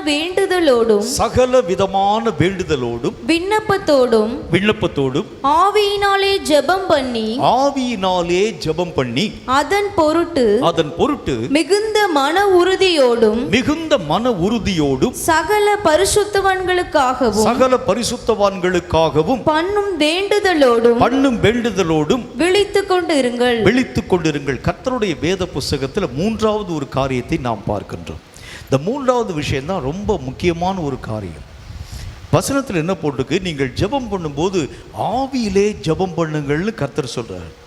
இந்த ஆவியிலே ஜெபம் பண்ணுகிறதுனா என்ன அர்த்தம்? இதை நம்ம கட்டாயம் தெரிந்து கொள்ள வேண்டியது அவசியம். நிறைய நேரத்தில் ஜெபம் என்கிற பேரில் மாம்சத்திலே ஏவப்பட்ட காரியங்களெல்லாம் பேச ஆரம்பிக்கிறோம். எனக்கு தெரிந்த ஒரு நல்ல ஒரு நண்பர் ஒருவர் என்கிட்ட ஜெப குறிப்புகளை அடிக்கடியாக சொல்லுகிறது வழக்கம். ஒரு நாள் இந்த மாதிரி கூட்டத்துக்கு அவர் கடந்து வந்திருந்தார். அவர் ஒரு ஜெப குறிப்பு சொன்னார். என்ன ஜெப குறிப்பு சொன்னார்னா, என் வீட்டுக்கும் பக்கத்து வீட்டுக்காரனுக்கும் ரொம்ப பெரிய பிரச்சனைங்க. எப்போ பார்த்தாலும் அவன் வீட்டை பெருக்கி குப்பையை என் வீட்டுக்கு முன்னால் கொண்டு போய் போடுறான். நீங்கள் அதுக்காக ஊக்கமாக ஜெபிக்கணும்னு சொன்னார். என்னங்க குப்பை போடக்கூடாதுன்னு ஜெபிக்கணுமான்னு கேட்டேன். இல்லை அவன் கை கால் விளங்காமல் போகிறதுக்காக ஜெபம் பண்ணுங்க. எப்போ பார்த்தாலும் எனக்கு அவனுக்கு சண்டை வந்துகிட்டே இருக்கு. ஒருவேளை கர்த்தருக்கு சித்தமான சூனியை வச்சு கூட ஜெபம் பண்ணுங்கன்னு சொன்னார். எப்படி பாருங்க, ஜெபம் என்கிறது எப்படிப்பட்டது அப்படின்னா, சில நேரங்களில் மாம்ச விருப்புகளை மனசுக்குள்ளே வச்சுட்டு நம்ம ஜெபிக்க ஆரம்பிச்சிடும். இந்த மாதிரி எனக்கு வேணும், இந்த மாதிரி ஒரு காரியம் வேணும் ஆண்டவரே, உம்முடைய கண்களிலே கிருபை கிடைக்கிறது உண்டானால் பஸ்ஸில் ஜன்னல் ஓர சீட்டை எனக்கு நீ ஏற்படுத்தி தாடும், இப்படிலாம் ஜெபிச்சுட்டு போவாங்க. சில பேர் இப்படி நீங்கள் செய்கிறது உண்டானால் அடுத்த மாதம் அக்டோபர் மாதம் 19ஆம் தேதி நடைபெறக்கூடிய உபவாச ஜெபத்தில் நான் சாட்சி சொல்லிவிடுகிறேன் ஆண்டவரே, இப்படிலாம் பொருத்தலப்படி ஜெபிக்கிறது வழக்கு. கர்த்தர் சொல்கிறார், ஜெபம்னா எப்படி இருக்கணும்னா ஆவியினால் செய்யப்படக்கூடிய ஜெபம். இந்த ஆவிக்குத்தான் தெரியும் உன்னுடைய தேவை என்னன்னு உனக்கு தெரியும். ஆவிக்கு தான் என்ன தெரியும் பாருங்க, மனுஷனுடைய ஆவி மனுஷனுக்குரியவைகள் எல்லாவற்றையும் ஆராய்ந்து பார்க்கும்னு வசனத்தில் பார்க்குறோம். இப்போ உன்னுடைய ஆவிக்குரிய தேவை என்ன, அதுவும் ஆவிக்கு தான் தெரியும். இந்த ஆவியை நிறைய நேரம் நம்ம பேசுகிறதுக்கே விடுகிறது இல்லை. ஆவியில் நிறைஞ்சு ஜெபிக்கிறேன் என்கிற பேரில் என்ன செய்கிறாங்க பாருங்கள், வானத்துக்கு பூமிக்கு குதிச்சு 4 பேர் குத்தவும் 4 பேர் மிதிக்கவும் இந்த மாதிரி தான் ஜெபிக்கிறார்களே தவிர இல்லை இது இல்லை. ஆவியில் செய்யப்படக்கூடிய ஜெபம் என்கிறது எப்படிப்பட்டதாய் காணப்படுகிறது? இந்த ஜெபத்தினுடைய முக்கியத்துவமே என்ன அப்படின்னா, இந்த ஜெபங்கள் எல்லாம் ஆவியினால் மட்டும்தான் செய்யப்பட வேண்டும். ஏன்னா இது ஆவிக்குரிய மண்டலத்திலே அசைவை உருவாக்கக்கூடிய ஆவிக்குரிய ஒரு நிலை. இதை மாம்சத்தில் நீங்கள் ஆசரிக்கிறது உண்டானால் இந்த ஜெபத்திற்கு ஒரு பதில் உத்தரவுகளை உங்கள் வாழ்க்கையில் பெற்றுக்கொள்ளவே முடியாது. அப்போ நீங்கள் ஈஸியாக புரிஞ்சுக்கலாம், என்னுடைய நிறைய ஜெபம் பண்ணியிருக்கிறேன், இந்த ஜெபத்திற்கு ஏன் பதில் உத்தரவே வரலன்னு சொன்னால் ஈஸியாக புரிஞ்சுக்கலாம். ஆவியினுடைய ஜெபத்தை மாம்சத்தில் செஞ்சால் அதுக்குரிய பதில் விளைவுகளை நீங்கள் பெற்றுக்கொள்ள முடியாது. ஆவிக்குரிய ஜெபத்தை நீங்கள் ஆவியில் செய்ய ஆரம்பித்தா தான், ஆவிக்குரிய ஜெபத்தை ஆவியினால் நீங்கள் நிறைந்து செய்யப்பட ஆரம்பித்தாதான் இந்த ஆவிக்குரிய ஜெபம் அதற்கேற்ற மகிமையை தர துவங்க ஆரம்பிச்சிடும். ஆவிக்குரிய ஜெபம் அப்படின்னா என்ன அர்த்தம்? வேத புஸ்தகத்தில் என்ன போட்டுக்கு அப்படின்னா, ஆவிக்குரிய ஜெபம் அப்படிங்கிறது எதை குறிக்கிறது? அது ஆவிக்குரிய மண்டலத்தையே அசைய பண்ண ஆரம்பிச்சிடும். நீ செய்யக்கூடிய ஜெபம் சாத்தானை நடுங்க பண்ண ஆரம்பிச்சிடும். சாத்தானும் ஆவிக்குரிய மண்டலத்தில் இருக்கிறான், கர்த்தரும் ஆவிக்குரிய மண்டலத்தில் இருக்கிறார். நீ செய்யக்கூடிய ஜெபம், இந்த ஜெபம் உடனே ஆண்டவராகிய தேவனுடைய சமூகத்தை போய் எட்டுகிறது உண்டானால் அந்த ஜெபத்திற்கு பெயர் ஆவிக்குரிய ஜெபம். தானியேல் கர்த்தரை நோக்கி ஜெபம் பண்ண ஆரம்பிச்சார். தானியேல் கர்த்தரை நோக்கி ஜெபிக்க ஆரம்பித்த உடனே கொஞ்ச நாள் கழித்து மிகாவேல் தூதன் கீழே இறங்கி இந்த கேப்ரியேல் தூதன் கீழே இறங்கி வர்றார். கீழே இறங்கி வரக்கூடிய தேவதூதன் சொல்லுகிறாரு, நீ ஜெபிக்கக்கூடிய அந்த நேரத்திலேயே உன்னுடைய ஜெபம் பரலோகத்தை வந்து எட்டிட்டுப்பான். என்றாலும் கூட சில நாட்களுக்காக சில இடங்களிலே பிசாசனுடைய போராட்டங்களுக்குள் நான் தரித்திருந்ததுனாலே உனக்குரிய பதில் உத்தரவுகள் உடனே என்னால் வந்து கொண்டு வர முடியலன்னு சொல்கிறார். அப்போ ஒரு ஜெபம் என்று சொன்னால் என்ன செய்யணும்? இங்கு நீங்கள் செய்ய ஆரம்பித்த உடனே இது பரலோகத்தை போய் முதல் காரியம் தட்ட வேண்டும். இந்த ஜெபம் நீ இங்கே முழங்காலை முடக்கி கர்த்தரை நோக்கி நீ ஜெபிக்க ஆரம்பித்த உடனே பரலோகத்திலே பெரிய ஒரு அதிர்வு உருவாக்கப்படணும். கர்த்தராகிய தேவன் அங்கு இருக்கக்கூடிய தூதர்களையும் அங்கு இருக்கக்கூடிய பரிசுத்தவான்களையும் பார்த்து சொல்ல வேண்டும், இதோ என் ஜனம், என் மகன் என்னுடைய சமூகத்திற்கு முழங்கால் படிவிட்டு ஜெபம் பண்ணுகிறான். பரலோகமே அதிரத்தக்கதாய் ஜெபிக்கிறான். அவன் கண்ணீர் சிந்தி பெருமூச்சு விட்டு ஜெபிக்கிறான், புலம்பி அழுகிறான். இதோ அது வான மண்டலங்களை கடந்து பொல்லாத ஆவிகளின் சேனைகளை கடந்து என் சமூகத்தை வந்து எட்டிற்று என்று சொல்லக்கூடிய அளவிற்காக உன் ஜெபமும் என் ஜெபமும் காணப்படக்கூடிய ஜெபத்துக்கு பேர் தான் ஆவியினால் செய்யப்படக்கூடிய ஜெபம் என்று கர்த்தர் சொல்லுகின்றார். இந்த ஆவினால் செய்யப்படக்கூடிய ஜெபம் அப்படின்னா அது ஈஸியாக கண்டுபிடிச்சிடலாம். உடனுக்குடன் அதுக்குரிய பதிலுத்தரவுகள் நீங்கள் கர்த்தருடைய சமூகத்திலிருந்து பெற்றுக்கிறவீங்க. ரெண்டாவது காரியம், இந்த ஆவினால் செய்யப்படக்கூடிய ஜெபம் என்கிற சொல்லுகளுக்கு ரெண்டாவது விளக்கத்தை என்ன சொல்ல முடியும்? இந்த ஆவினால் செய்யப்படக்கூடிய ஜெபம் பிசாசை நடுங்க செய்ய ஆரம்பிச்சிடும். பிசாசு பயப்படுவாமோ ஜெபத்துக்கு. நீ செய்யக்கூடிய ஒரு பெருமூச்சு விட்டினாலே சாத்தான் நடுங்க ஆரம்பிச்சிடுவான். ஐயோ இவன் ஜெபிக்கிறான், ஐயோ இவன் கர்த்தரை நோக்கி புலம்புகிறான், ஐயோ இவன் கர்த்தரை நோக்கி ஊக்கமான மனசோடு கூட ஜெபிக்கிறான், இனி இந்த இடத்திற்குள்ளாக சாத்தானுடைய சேனைகள் நிற்க முடியாது என்று சொல்லி உன்னை குறித்து அச்சமடையத்தக்கதாக சாத்தானுக்கு நடுக்கத்தை உருவாக்க ஆரம்பிச்சு. இந்த ஜெபம் ஆவியினால் செய்யப்படக்கூடிய ஜெபம் எப்படிப்பட்டது அப்படின்னா, கர்த்தருடைய வேத புஸ்தகத்தில் நல்ல ஒரு காரியத்தை நம்ம வந்து கற்றுக்கொள்ள முடியும். வேத புஸ்தகத்தில் பார்க்குறோம், ஆண்டவராகிய இயேசு கிறிஸ்து ஜெபம் பண்ணுகின்றார். ஜெபம் பண்ணுகிறதற்கு முன்பதாக என்ன நடக்கிற? கெத்செமனே தோட்டத்தில் போய் ஜெபம் பண்ணுறார். ஜெபம் பண்ணுறதுக்கு முன்னால் பிதாவாகிய தேவன் அவருக்கு முன்னால் எல்லா வெளிப்பாட்டையும் சொல்லிட்டார். என்ன வெளிப்பாடை சொல்கிறாரு? உன்னுடைய மரணம் எப்படிப்பட்டதாக இருக்க போகிறது? எருசலேம் நகர வீதியிலே எல்லாருடைய கண்களுக்கு முன்பதாக இழுத்து கொண்டு போகப்பட போகிறீர். ஜனங்கள் எல்லாரும் உம்முடைய முகத்துக்கு முன்பதாக காரி துப்ப போகிறார்கள். சில பேர் வாரினாலுமே அடிக்கப் போகிறார்கள், கோலினால் அடிக்கப் போகிறார்கள், முள்ளிலே முடியை பின்னி உங்களை தலையில் வைக்க போகிறாங்க. இப்படிப்பட்ட எல்லா விதமான காரியத்தையும் பிதாவாகிய தேவன் இயேசுவுக்கு முன்னால் வெளிப்படுத்திட்டார். வெளிப்படுத்தப்பட்டிருக்கக்கூடிய அந்த நேரத்தில் இந்த இயேசு கிறிஸ்து கெத்செமனே தோட்டத்தில் போய் ஜெபம் பண்ணுகின்றார். நீங்களும் நானுமாக இருந்தால் நம்ம என்ன ஜெபம் பண்ணியிருப்போம்? இயேசு என்ன ஜெபம் பண்ணார் பாருங்க. இந்த பாத்திரம் என்னை விட்டு நீங்க கூடுமானால் நீங்கும்படி செய்யும், ஆனாலும் என் சித்தத்தின்படி அல்ல உம் விருப்பத்தின்படி ஆக கடவுது. இந்த ஜெபத்தை இயேசு செய்ததற்கு என்ன காரணம் என்றால், அதுக்கு ஒரே ஒரு ரீசன் தான். மாம்சத்தின்படி இயேசு ஜெபம் பண்ணியிருந்தான்னா இந்த பாத்திரம் எனக்குள்ள வரவே கூடாதுன்னு சொல்லி கர்த்தரை நோக்கி ஜெபம் பண்ணியிருப்பார்.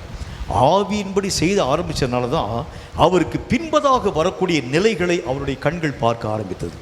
இந்த மரணத்திற்கு பிறகு நான் என்ன செய்ய போகிறேன்? சாத்தானுடைய தலை என் மரணத்தினால் நசுக்கப்பட போகிறது என்கிற ஒரு காரியத்தை பார்க்கிறார். அவருடைய கண்கள் பார்க்குது.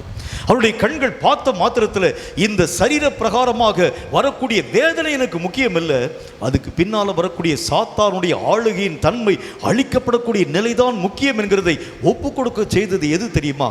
ஆவியினால் இயக்கப்படக்கூடிய இந்த இயக்கம் தான் ஒப்பு கொடுக்க செய்தது. ஆவியினுடைய இயக்கம் வரும்போது உங்கள் வெறுப்புகள் எல்லாவற்றையும் மறந்து போக ஆரம்பிச்சிருவீங்க. உங்களுக்குன்னு சில விருப்பங்கள் இருக்கும், சில காரியங்கள் இருக்கும். என்றாலும் கூட அந்த ஆவி இயக்க ஆரம்பிக்கும் போது அந்த வெறுப்புகளை கடந்து கர்த்தருடைய திட்டத்தின்படியே நீங்கள் உங்களுடைய வாழ்க்கையை அமைத்துக்கொள்ள ஆரம்பிச்சிருவீங்க. நிறைய நேரத்தில் நம்முடைய வாழ்க்கையில் அநேகம் ஆவிக்குரிய மக்களுடைய நிலைகளை நம்ம வந்து பார்க்குறோம். அவர்கள் கர்த்தருக்கிற தங்களுடைய ஜீவனை ஒப்பு கொடுத்ததற்கு காரணம் என்ன நினைக்கிறீங்க? அவர்களுடைய மரணத்தை குறித்து அச்சப்படாமல் தங்களுடைய ஊழியத்தை நிறைவாக்க கர்த்தருக்கிற தன்னுடைய உயிரையும் ஒப்பு கொடுக்கிறதுக்கு என்ன காரணம் என்று நினைக்கிறீங்க? அவர்கள் ஆவியினால் இயக்கப்படும் பொழுது மாம்சத்திலே வரக்கூடிய காரியங்களை ஒரு பொருட்டாக அவங்க நினைக்கவே மாட்டாங்க. மனுஷன்தான் மாம்சத்திலே வரக்கூடிய வேதனைகளை குறித்து ரொம்ப பெருசாக யோசிக்க ஆரம்பிப்போம். ஐயோ என்னை வந்து கைனால் அறுத்துருவானாமே, ஐயோ என்னை வந்து கத்தினால் வெட்டிடுவானாமே, ஐயோ என்னுடைய நெஞ்சுக்கு வச்சு துப்பாக்கி வச்சு சுட்டுவானாமே, ஐயோ என்னுடைய கழுத்தில் வந்து அப்படி ஹேங் பண்ணி அப்படி மேலே வந்து அப்படி கட்ட தொங்க விட்டுருவானாமே, எனக்கு என்னென்னலாம் காரியங்களாக நடக்க போகிறது, நாக்கெல்லாம் வெளியே வந்துருமே, கண்ணெல்லாம் வெளியே வந்துருமே, என்னுடைய உடல் உறுப்புகளெல்லாம் ஒன்றும் இல்லாமல் போயிருமே, திடீர்னு சொல்லி துப்பாக்கி வச்சு சுடுகிறது உண்டானால் என்னுடைய உடல் உறுப்புகளெல்லாம் ஒன்றும் இல்லாமல் போயிருமே. ஆனால் ஆவியின் மனிதன் மேலானவைகளை சிந்திக்க ஆரம்பிக்கிறார். இவைகளை தாண்டி கடந்து போனால் இன்ப உலகத்தை நோக்கி நான் கடந்து போயிடுவேன், மேன்மையான அனுபவம். இந்த ஒரு சின்ன ஒரு பாடு மகா பெரிய மகிமையான காரியங்களை பெறுகிறதற்கு என்னை ஆயத்தப்படுத்துகிறது உண்டானால் இதை போல 100 குண்டுகளை தாங்க நான் ஆயத்தமாக இருக்கிறேன் என்று சொல்லி தன் வாழ்க்கையை ஒப்புக் கொடுக்க ஆரம்பிச்சிடும். அதனால தான் பவுல் என்ன சொல்கிறார் தெரியுமா? இந்த காலத்து பாடுகள் இனி வரக்கூடிய மகிமைக்கு ஒப்பிடத்தக்கவைகள் அல்லவே அல்ல. அதை அவருடைய கண்கள் பார்த்த பொழுது சொன்னார், என்னை அடியுங்கள், கொல்லுங்கள், மிதியுங்கள், நிர்மூலமாக்குங்கள், என்னை நான் ஒப்புக் கொடுக்கின்றேன். என்னுடைய சரீரத்தில் எத்தனை வேதனை வர ஆரம்பித்தாலும் அந்த அப்போஸ்தலர் நடபடி, அதாவது இந்த 2 கொரிந்தியரின் புத்தகத்தில் நீங்கள் வாசித்து பார்த்தீங்கன்னா பவுல் அப்போஸ்தலர் எத்தனை பாடுகளை பட்டுக்கொண்டு வருகிறது நம்ம பார்க்க முடியும். 11வது அதிகாரத்தினுடைய இறுதி சில பகுதிகளை நீங்கள் வாசித்து பார்த்தீங்கன்னா அவங்க கல்லினால் அடித்தாங்க, வாழ்நாள் அடுக்கக்கூடிய காரியங்களை உருவாக்குறாங்க, எத்தனையோ விதமான சூழ்நிலைகளை ஏற்படுத்த ஆரம்பித்தாங்க. இவைகள் எல்லா விதமான காரியங்களிலும் கூட கர்த்தரை பற்றியதான வைராக்கியத்தில் நான் மெய்யாகவே காணப்பட துவங்கினேன் பேசினார். அத்தனை பாடுகள், அத்தனை வேதனைகள், அத்தனை உபத்திரவங்கள் வந்தாலும் ஏன் அந்த ஆண்டவராக தேவனை விட்டு விலக மனம் வரவில்லை என்றால், ஆவிக்குரிய கண்கள் திறக்கப்படும் பொழுது, ஆவிக்குரிய நிலையிலே ஒரு மனிதன் கடந்து போகும் பொழுது இந்த உலகத்தின் காரியத்தை ஒரு பொருட்டாக நினைக்கவே மாட்டான். உலகத்தினுடைய நிலைகளை ஒரு பொருட்டாக நினைக்கவே மாட்டான். நான் இந்த உதாரணத்தை ஏற்கனவே உங்களுக்கு சொல்லியிருக்க முடியும். முதலாக ராமநாதபுரத்திலே அண்ணனோடு கூட சேர்ந்து ஊழியத்தை ஆரம்பித்த ஆரம்ப காலம் அந்த புதிது. அப்போ முதலாக இந்த திருநெல்வேலிக்கு ஊழியத்துக்கு என்னை கூப்பிட்டுருந்தாங்க. கூப்பிட்டுக்கக்கூடிய நேரத்தில் அப்போ தான் முதல்ல திருநெல்வேலி பட்டணத்திற்கு நான் வருகின்றேன். திருநெல்வேலிக்கு வந்தீங்கன்னா பஸ்ஸு போயிட்டே இருக்குது பாருங்கள், பஸ் ஸ்டாண்டே வரல, ரொம்ப தூரம் எங்கேயோ சுற்றி போகிறாங்க. ஐயோ எவ்வளோ பெரிய ஒரு ஊர், ராமநாதபுரத்தை பார்த்துறேன், எவ்வளோ சின்ன ஊர், இது பாருங்க போக போயிட்டே இருக்கிறேன்னு சொல்லி ரொம்ப ஒரு பெரிய ஒரு ஊராக இருக்கிறேன்னு சொல்லி பெரிய சந்தோஷம். இந்த ஊருக்குள்ளாக நான் வந்திருக்கிறேன், இவ்வளோ பெரிய ஒரு ஊரில் ஒரு ஊழியத்திற்குள்ளாக கடந்து வந்திருக்கிறேன்னு சொல்லி பெரிய சந்தோஷம். திருநெல்வேலியில் ஊழியத்தை முடித்த உடனே கொஞ்ச நாள் கழிச்சு என்னை சென்னைக்கு ஊழியத்துக்கு கூப்பிட்டாங்க. சென்னையில் போன உடனே அப்போ முதல்ல திருநெல்வேலிக்கு வந்த உடனே ராமநாதபுரத்தை பார்க்கும்போது குப்பை மாதிரி தெரிஞ்சிருச்சு. அப்போ திருநெல்வேலியிலேருந்து சென்னைக்கு கூப்பிட்ட உடனே சென்னையை போய் பார்த்தா போயிட்டே இருக்குது. இந்த பக்கம் பார்த்தா மந்தவெளின்னு சொல்கிறாங்க, இந்த பக்கம் பார்த்தா மேடவாக்கம் சொல்கிறாங்க, இங்கே பார்த்தா அது சொல்கிறாங்க, ஒவ்வொரு இடமாக சொல்லிட்டு வராங்க. எவ்வளோ பெரிய சிட்டி பாருங்கள், எவ்வளோ அழகான ஒரு சிட்டி என்று சொல்லி நான் யோசித்து திருநெல்வேலியை திரும்பி பார்த்தா இப்போ அது குப்பையாக போயிடுச்சு. 3வது அங்கேருந்து சிங்கப்பூருக்கு அழைப்பு கொடுத்துருந்தாங்க. சிங்கப்பூர் போயிட்டு சென்னையில் ஏர்போர்ட்டில் காலை வச்சா வைக்கவே முடியல. என்னங்கடா எங்கே கண்ட இடத்துல எச்சை துப்பி வச்சுருக்கிறாங்க, எவ்வளோ கேவலமாக. அங்கே இருக்கக்கூடிய அந்த எஸ்கலேட்டர் பார்த்தீங்கன்னா கீச்சு எண்ணெய் போடாமல் சத்தம் கட்டிகிட்டு இருக்கு, எலியை உள்ளே விட்டுறாங்களோன்னு சொல்லி யோசித்து ரொம்ப கேவலமாக போயிடுச்சு. மேலான ஒரு விஷயத்தை பார்க்கும் பொழுது கீழானவைகள் சர்வசாதாரணமாய் காண்பிக்கப்பட ஆரம்பிச்சு. ஆவிக்குரிய கண்கள் திறக்கப்படும் போது உலகம் உங்களுக்கு குப்பையாய் போயிடும். அதனால தான் பவுல் என்ன சொல்கிறார் தெரியுமா? இந்த உலகத்திலே காணப்பட்டிருக்கக்கூடிய எல்லா விதமான காரியத்தையும் நஷ்டம் என்று விட்டு குப்பையாய் எண்ணுகிறேன்னு சொன்னார். எல்லாத்தையும் குப்பையாக நினைக்கிறதுக்கு என்ன காரணம் தெரியுமா? ஆவிக்குரிய காரியங்களை பற்றி நீங்கள் பார்க்கும்போது, இதுக்காகவா இந்த உலகத்தை விட நான் அழுதேன், இதுக்காகவா நான் வேதனைப்பட்டேன், இந்த சாதாரண ஒரு விஷயத்திற்காகவா என்னுடைய மனதில் இவ்வளவு தூரம் நான் துயரத்தினூடாக கடந்து போனேன், தற்கொலை பண்ணுகிறதுக்கு நான் யோசிச்சேனே, இந்த விஷயத்திற்காகவா, அற்பமான இந்த காரியத்திற்காகவா என்கிற ஒரு நிலை எப்போ நம்முடைய வாழ்க்கையில் புரியும்? ஒரே ஒரு விஷயம்தான், கண்கள் திறக்கப்படும் போது ஆவிக்குரிய விஷயத்தை உங்களுடைய கண்கள் ஆழமாய் பார்க்கும் பொழுது நீங்கள் இவைகளின் எல்லா விதமான தன்மைகளை தெளிவாய் புரிந்து கொள்ள ஆரம்பிக்கிறீங்க. இயேசுவுக்கு முன்னால் எல்லாத்தையும் கொண்டு போய் போட்டாங்க. இயேசுக்கு முன்னால் சொன்னாங்க, நீ பிரபலமாக இருக்க விரும்புகிறது உண்டானால் அந்த ரங்கத்தில் போய் இப்படிப்பட்ட காரியத்தை செய்கிறது என்ன? வெளியே போய் ஊழியத்தை நீங்கள் நடக்க ஆரம்பிக்கிறது உண்டானா ஏரோதனுடைய அரண்மனையில் போய் 2 அற்புதத்தை செஞ்சிட்டிங்கன்னா போதுமே, எல்லா ஜனங்களும் உங்களை பின்பற்றி வந்துட மாட்டாங்களா? அந்த தேசமே உங்களை பின்பற்றி வந்துவிடும் என்று சொன்ன பொழுது ஆவியின் கண்கள் திறக்கப்பட்ட இயேசு சொன்னார், இது என்னுடைய அழைப்பு அல்ல. என்னுடைய அழைப்பு, இயேசுனுடைய அழைப்பு எப்படிப்பட்ட ஒரு அழைப்பு பாருங்கள். ஒரு குஷ்டரோகி கர்த்தர் சுகமாக்குறார். இப்போ சுகமாக்குறது மாதிரி இருக்கக்கூடிய மக்கள் கூட சுகமாயிருக்காது. ஒரு வியாதிப்பட்ட ஒரு மனுஷனுக்கு அவர் போய் ஜோம் பண்ணிப்பார், சுகமாயிருக்க மாதிரி ஒரு ஃபீலிங் ஆகிருக்கு. உடனே அவர் முன்னால் சாட்சி சொல்லுவார், முன்னால் அவ்வளோ நேரம் உட்காந்துருந்தேன் பாருங்கள், எனக்கு வயிற்றில் ரொம்ப வலியாக இருந்துச்சு, ஐயா எனக்கு தலையில் கை ஜோம் பண்ணார், வயிற்று வலியை சரியாக போயிடுச்சுன்னு சொல்லி சாட்சி சொல்லுவார். உடனே சாட்சி சொல்லணும், அதெல்லாம் எடுத்து மேகசினில் போடவும் புத்தகத்தில் போடவும். அந்த ஆள் இந்த மண்டபத்தோடு கீழே இறங்கி போனால் திரும்ப அந்த வயிற்று வலி வந்துடும், திரும்ப அந்த உள்ளே வந்திருந்த பிறகு திரும்ப அவர் தொலைபேசியில் தொடர்பு கொண்டு, ஐயா நான் மண்டபத்தை விட்டு இறங்கணுன்னே வயிற்று வந்துருச்சு, யாருங்க ராங் நம்பருங்கன்னு சொல்லி வச்சுருவேன். அது வரைக்கும் நல்லா பேசிகிட்டு இருக்கக்கூடிய ஆள் அவ்வளோ பெரிய காரியம். இயேசு ஒரு குஷ்டரோகியை சுகமாக்குறார். குஷ்டரோகியை சுகமாக்குற எவ்வளோ பெரிய ஒரு அதிசயமான ஒரு காரியம் பாருங்கள். அந்த குஷ்டரோகியை சுகமாக்கிட்டு இயேசு அவரை பார்த்து சொல்லுகின்றார், இதை ஒருவனுக்கும் சொல்லாமல் ஆசாரியன்ட்ட மாத்திரம் போய் காமிச்சிட்டு உனக்கு செலுத்த வேண்டிய அந்த ரூபாயை கொடுத்து நீ வாட்டுக்கு போயிட்டே இருப்பான்னு சொல்கிறார். இது எப்படிங்க செய்ய முடியும்?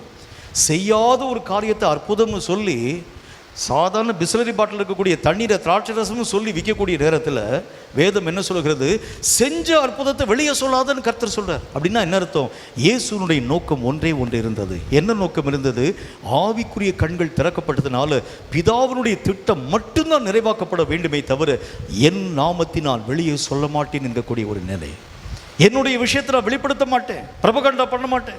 எல்லா விதமான மக்களுக்கு முன்னால் என்னை அறிவிக்கும்படிக்காய் கர்த்தர் என்னை அழைக்கலை. எனக்கு என்கிற ஒரு திட்டம், கர்த்தருடைய திட்டத்தின்படியே நான் இயங்கும்படியாக கர்த்தரை அழைத்திருக்கிறார். அதுதான் என்னுடைய விருப்பம்.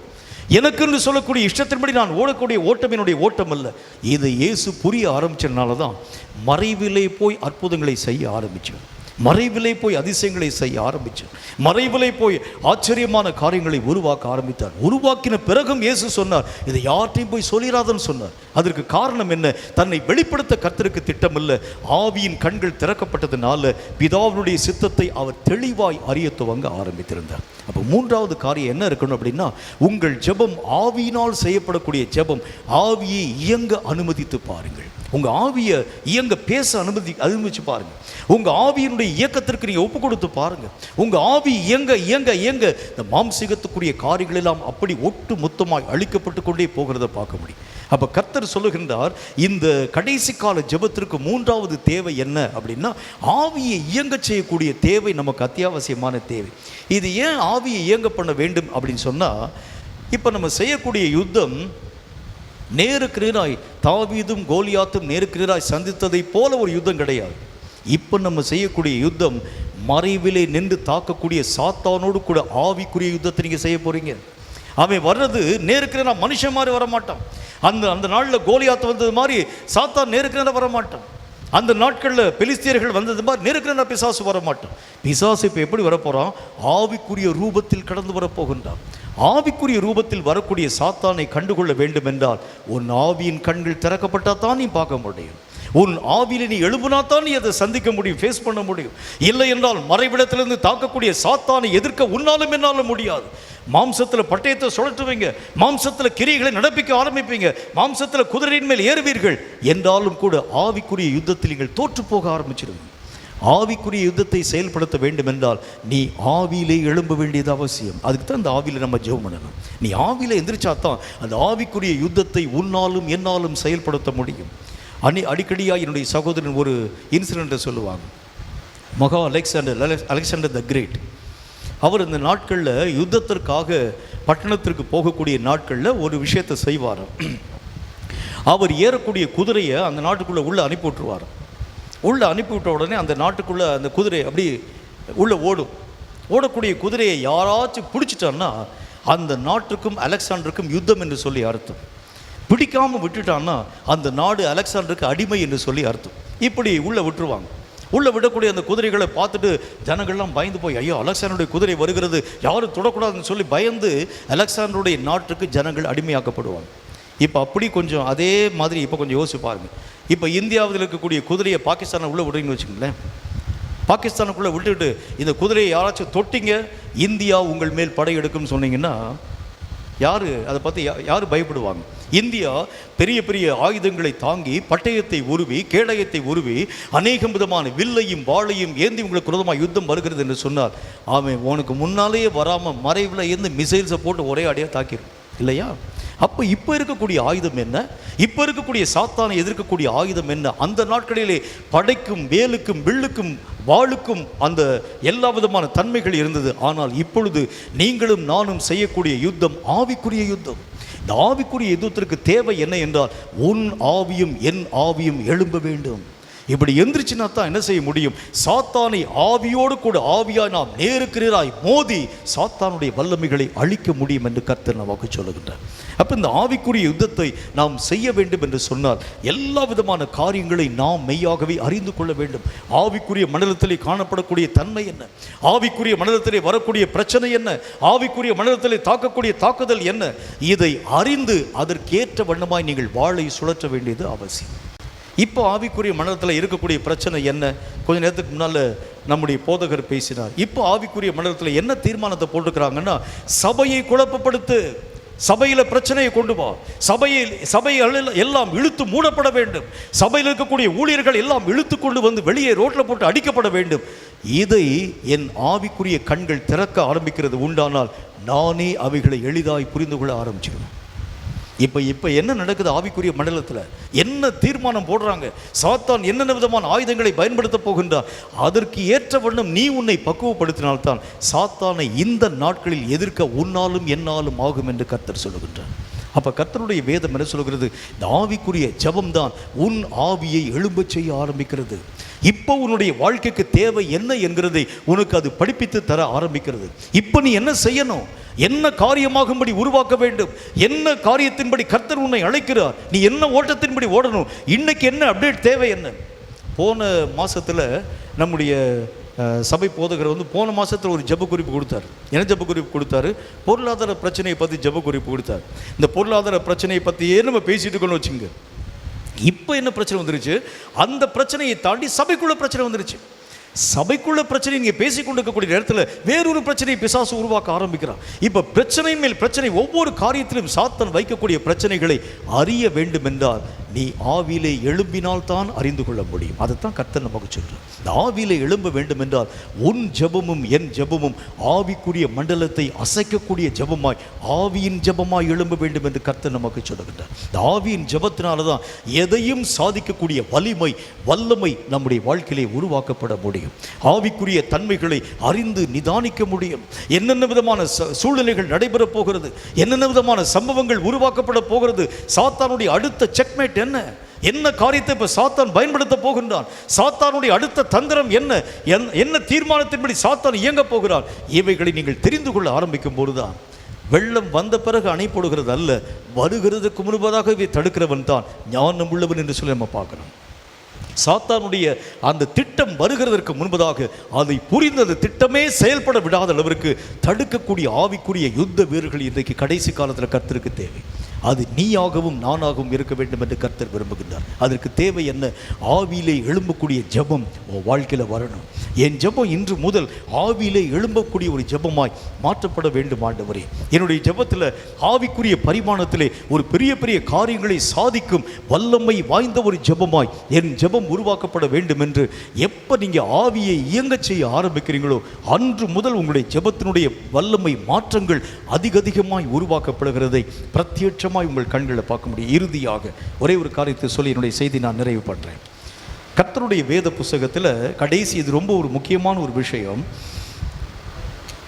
அப்போஸ்தலர் நடபடிகள் 12வது அதிகாரம் 5வது வசனத்தை வாசிக்க கேளுங்கள். அப்போஸ்தலர் 12வது அதிகாரம் 5வது வசனத்தை வாசிக்க கேளுங்கள். அப்படியே பேதுரு சிறைச்சாலையிலே காக்கப்பட்டு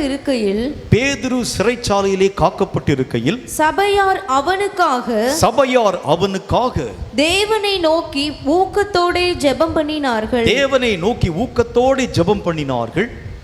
கர்த்தருடைய வேத புஸ்தகத்தில் பேதுரு அப்போஸ்தலர் ஜெயிலில் கொண்டு போட்டுட்டாங்க. இப்போ சபையார் எல்லாரும் பேதுருவுக்காக ஜெபம் பண்ணுறாங்க. பேதுருவுக்காக ஜெபம் பண்ணி கொண்டே இருக்கக்கூடிய நேரத்தில் ஒரு நாள் நள்ளிரவு ஒரு தேவதூதன் ஒருவன் பேதுருவை விலாவிலே தட்டுகின்றான். நல்லா தூங்கிட்டு இருக்கிற பேதுரு விலாவை தட்டுகின்றான். உடனே கண்களை திறந்து பேதுரு பார்த்த பொழுது ஒரு தூதன் நிற்கிறான். தான் தரிசனம் காணுகிறதாக நினைவு கொண்டு என்ன அப்படின்னு சொல்லி பார்த்துட்டு இருக்கிறார். உடனே சீக்கிரமாக வெளியே எழும்பி வா, உன்னை நான் விடுதலையாக்கி வெளியே கூட்டிட்டு போறேன் அப்படின்னு சொல்றார். அவன் கனவு காண்கிறேன் என்று சொல்லி நினைத்து வெளியே கடந்து வந்து வெளியே கொண்டே விட்டு வெளியே அனுப்பிட்டார். இப்போ என்ன ஒரு 3வது 4வது விஷயம் என்ன நமக்கு இருக்கணும் அப்படின்னா, ஒரு யுத்த வீரனுக்கு 4வது தேவை என்ன அப்படின்னா, கட்டுகள் இல்லாத அல்லது சிறைப்படுத்தப்படாத ஒரு வாழ்க்கை உங்களுக்குள்ளே இருக்கணும். இப்போ இராணுவத்தில் ஒரு பெரிய ஒரு சட்டம் ஒன்று சொல்லுவாங்க, பெரிய ஒரு காரியத்தை சொல்லுவாங்க. இராணுவத்தில் வேலை பார்க்கக்கூடிய மக்களுக்கு லெட்டர்கள் இங்கேருந்து நம்ம அனுப்புகிறோம்னு வச்சுக்கோங்க. நம்முடைய சொந்தக்காரங்க இராணுவத்தில் பணியாற்றுறாங்கன்னு வச்சுக்கோங்க.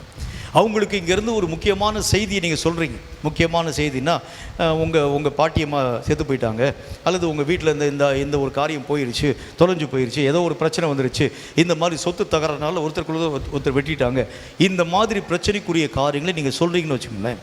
இந்த இராணுவ அதிகாரிகள் என்ன செய்வாங்க, வரக்கூடிய லெட்டர்களை வாசல்லையே வச்சு பிரித்து படிப்பாங்க. பிரித்து படித்து அந்த இராணுவத்தில் முக்கியமான ஒரு வேலை என்று வைத்துக்கொள்ளுங்கள். இன்னைக்கு நாளைய தினத்தில் வந்து எதிரியை போய் நம்ம வந்து தாக்க வேண்டும் என்று சொல்லி வைத்துக்கொள்ளுங்கள்.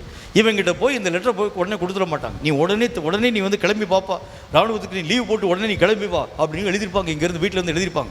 இந்த லெட்டரை அவனுடைய கையிலே கொடுக்க மாட்டாங்க. இந்த யுத்தமெல்லாம் முடிஞ்ச பிறகு அவன் கையில் கொண்டு கொடுப்பாங்க. ஏங்க என்னைக்குங்க வந்த லெட்ரு இவ்வளோ நாள் கழிச்சு கொண்டு கொடுக்குறீங்களே, அந்த பிரச்சனையெல்லாம் முடிஞ்சு போயிருப்பீங்க. இல்லைப்பா, அந்த பிரச்சனையை நீ உன்னுடைய தலையில் வச்சுருந்தீங்கன்னா யுத்தத்திலே சரியாக இயங்க முடியாது. உன்னால் ஒரு பிரச்சனையும் உன்னுடைய வாழ்க்கையில் வச்சுருந்தா, ஒரு சிரமம் வாழ்க்கையில் இருந்துச்சுன்னா உன்னால் சரியாக, அதாவது ஒரு விடுதலையாக இயங்க முடியாது. அப்போ முதல் காரியம், உன்னுடைய சிறை கதவுகள் கட்டவிழ்க்கப்பட வேண்டும். உன் ஜெபம் எப்படி இருக்க வேண்டும்? என்னென்ன விஷயத்தில் நான் கட்டப்பட்டிருக்கிறேனோ அவைகளில் நின்று நான் விடுவிக்கப்பட வேண்டியது அவசியம். விடுதலையாக்கப்படாது இருக்கக்கூடிய எந்த மனிதனும் யுத்தத்திற்கு லாயக்கற்றவன் என்பதை முதல் காரியம் புரிந்து கொள்ள வேண்டும். யுத்தத்திற்கு முக்கியமான தகுதி என்ன, முக்கியமான தன்மை என்ன அப்படின்னா, ஒரு விடுதலை நிறைந்த ஒரு வாழ்க்கை. எல்லா இடத்திலும் எந்த விஷயத்தினாலும் குற்றம் பிடிக்கப்படாத ஒரு வாழ்க்கை, அதுதான் விடுதலையான ஒரு வாழ்க்கை. எந்த கட்டும் நம்முடைய வாழ்க்கையை கட்டியிருக்கக்கூடாது. என்னென்ன கட்டுகள் அப்படின்னா, கர்த்தருடைய வேதம் நிறைய விஷயத்தை பார்க்குறோம். முதல் காரியம் ஒரு சூழ்நிலை கட்டுகள். நிறைய பேர் என்ன சொல்லுவாங்க அப்படின்னா, வந்து சூழ்நிலைகளை காரணம் காட்டி பேசுவாங்க. இன்றைக்கி ஃபாஸ்டிங் ப்ரேயருங்க, கட்டாயம் வந்துடுங்க அப்படின்னு சொல்லக்கூடிய நேரத்தில் அவங்க சொல்லுவாங்க, இல்லைங்க இன்றைக்கி தாங்க கடைசி எக்ஸாமினேஷன் நாள், எனக்கு லீவ் போட்டெல்லாம் வர முடியாது, எங்களால் முடியாதுங்க. சூழ்நிலை ஒருவேளை இன்றைக்கி நாங்கள் வந்து ஆப்சண்ட் ஆகிட்டோம்னா இந்த மாதத்தில் அத்தனை நாள் எங்களுக்கு லீவுன்னு சொல்லி பதிஞ்சிருவாங்க, அதனால எங்களால் வர முடியாது. சில பேர் சொல்லுவாங்க, இன்றைக்கி ஃபாஸ்டிங் ப்ரேயர் வந்துடுங்க, இல்லைங்க இன்றைக்கி தாங்க மாடு வாங்கியிருக்கிறேன், ஓட்டி பார்க்கணுங்க, ஏறு ஓட்டி பார்க்கணுங்க, அதெல்லாம் ஓட்டி பார்த்துட்டு தான் எங்களால் வர முடியும். ராஜா ஒரு முறை பந்திக்கு அழைப்பித்தான் ஜனங்களை. அவன் சொன்னான், ஒருத்தர் சொன்னான், இப்போ தான் நான் வீடு கட்டி பிரதிஷ்டை கூட பண்ணலை, நான் வர முடியாது, அதனால வீடு கட்டி நான் பிரதிஷ்டை பண்ணி முடிச்ச பிறகு நான் வருகிறேன் என்று சொன்னேன். இன்னொருத்தர் சொல்லிட்டான், இப்போ இன்றைக்கி தான் எனக்கு வந்து திருமணமே ஆயிருக்கு, கல்யாணம் ஆயிருக்கு.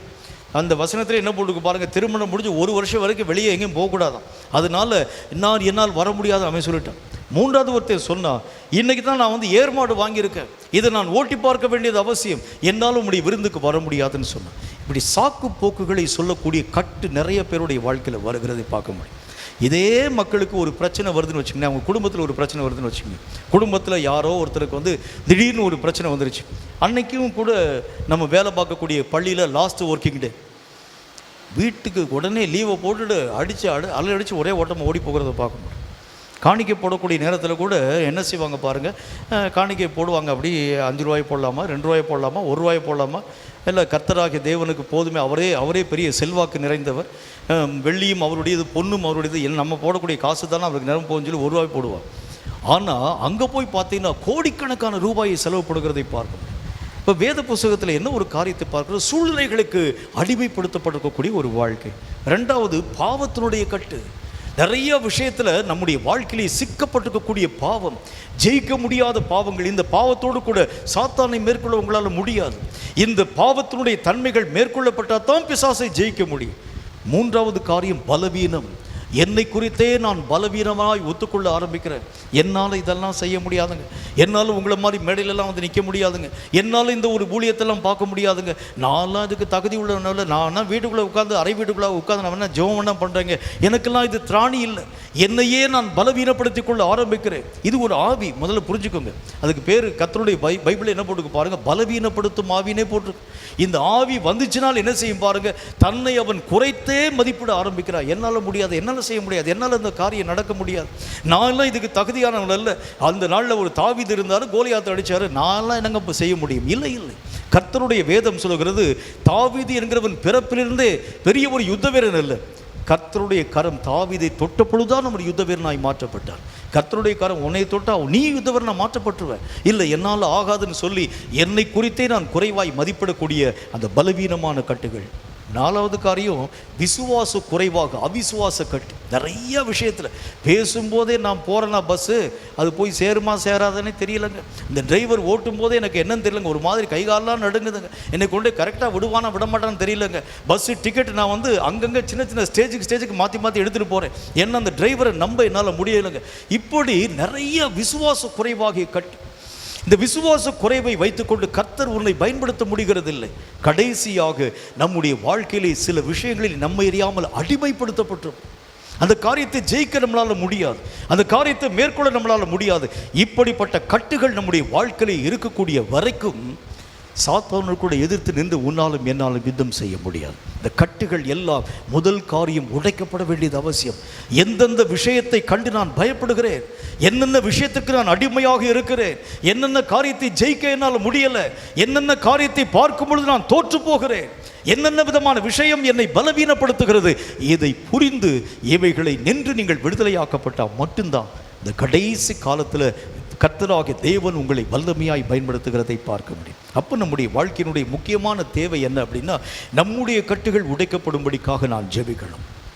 என்னென்ன விஷயத்தில் என்னை அறியாமல் நான் கட்டப்பட்டிருக்கிறேன், குடும்பத்தினுடைய கட்டுகள், இந்த குடும்பத்தினுடைய பாரத்தை மேற்கொள்ள என்னால் முடியாது, சூழ்நிலைகளில் வரக்கூடிய கட்டுகள், இதை ஜெயிக்க என்னால் முடியாது, என்னுடைய வீட்டுக்காரனை பார்த்தாலே நடுங்கிடுவேன், என் பிள்ளைகளுக்கு பதில் சொல்ல என்னால் முடியாது, அவர்களுக்கு எல்லா காரியத்தையும் செஞ்சு முடிச்சுட்டு தான் மற்ற நான் செய்வேன், என்னுடைய மனைவியை பார்க்கும்போது நிச்சயமாக எனக்கு இருக்கக்கூடிய சப்த நாடியும் ஒடுங்கி போக ஆரம்பிச்சிடும். இப்படி பல விஷயங்களில் வரக்கூடிய கட்டுகள் உன் வாழ்க்கையில் இருக்கக்கூடிய வரைக்கும் தேவன் உன்னை ஒரு நாளும் பயன்படுத்த முடியாது.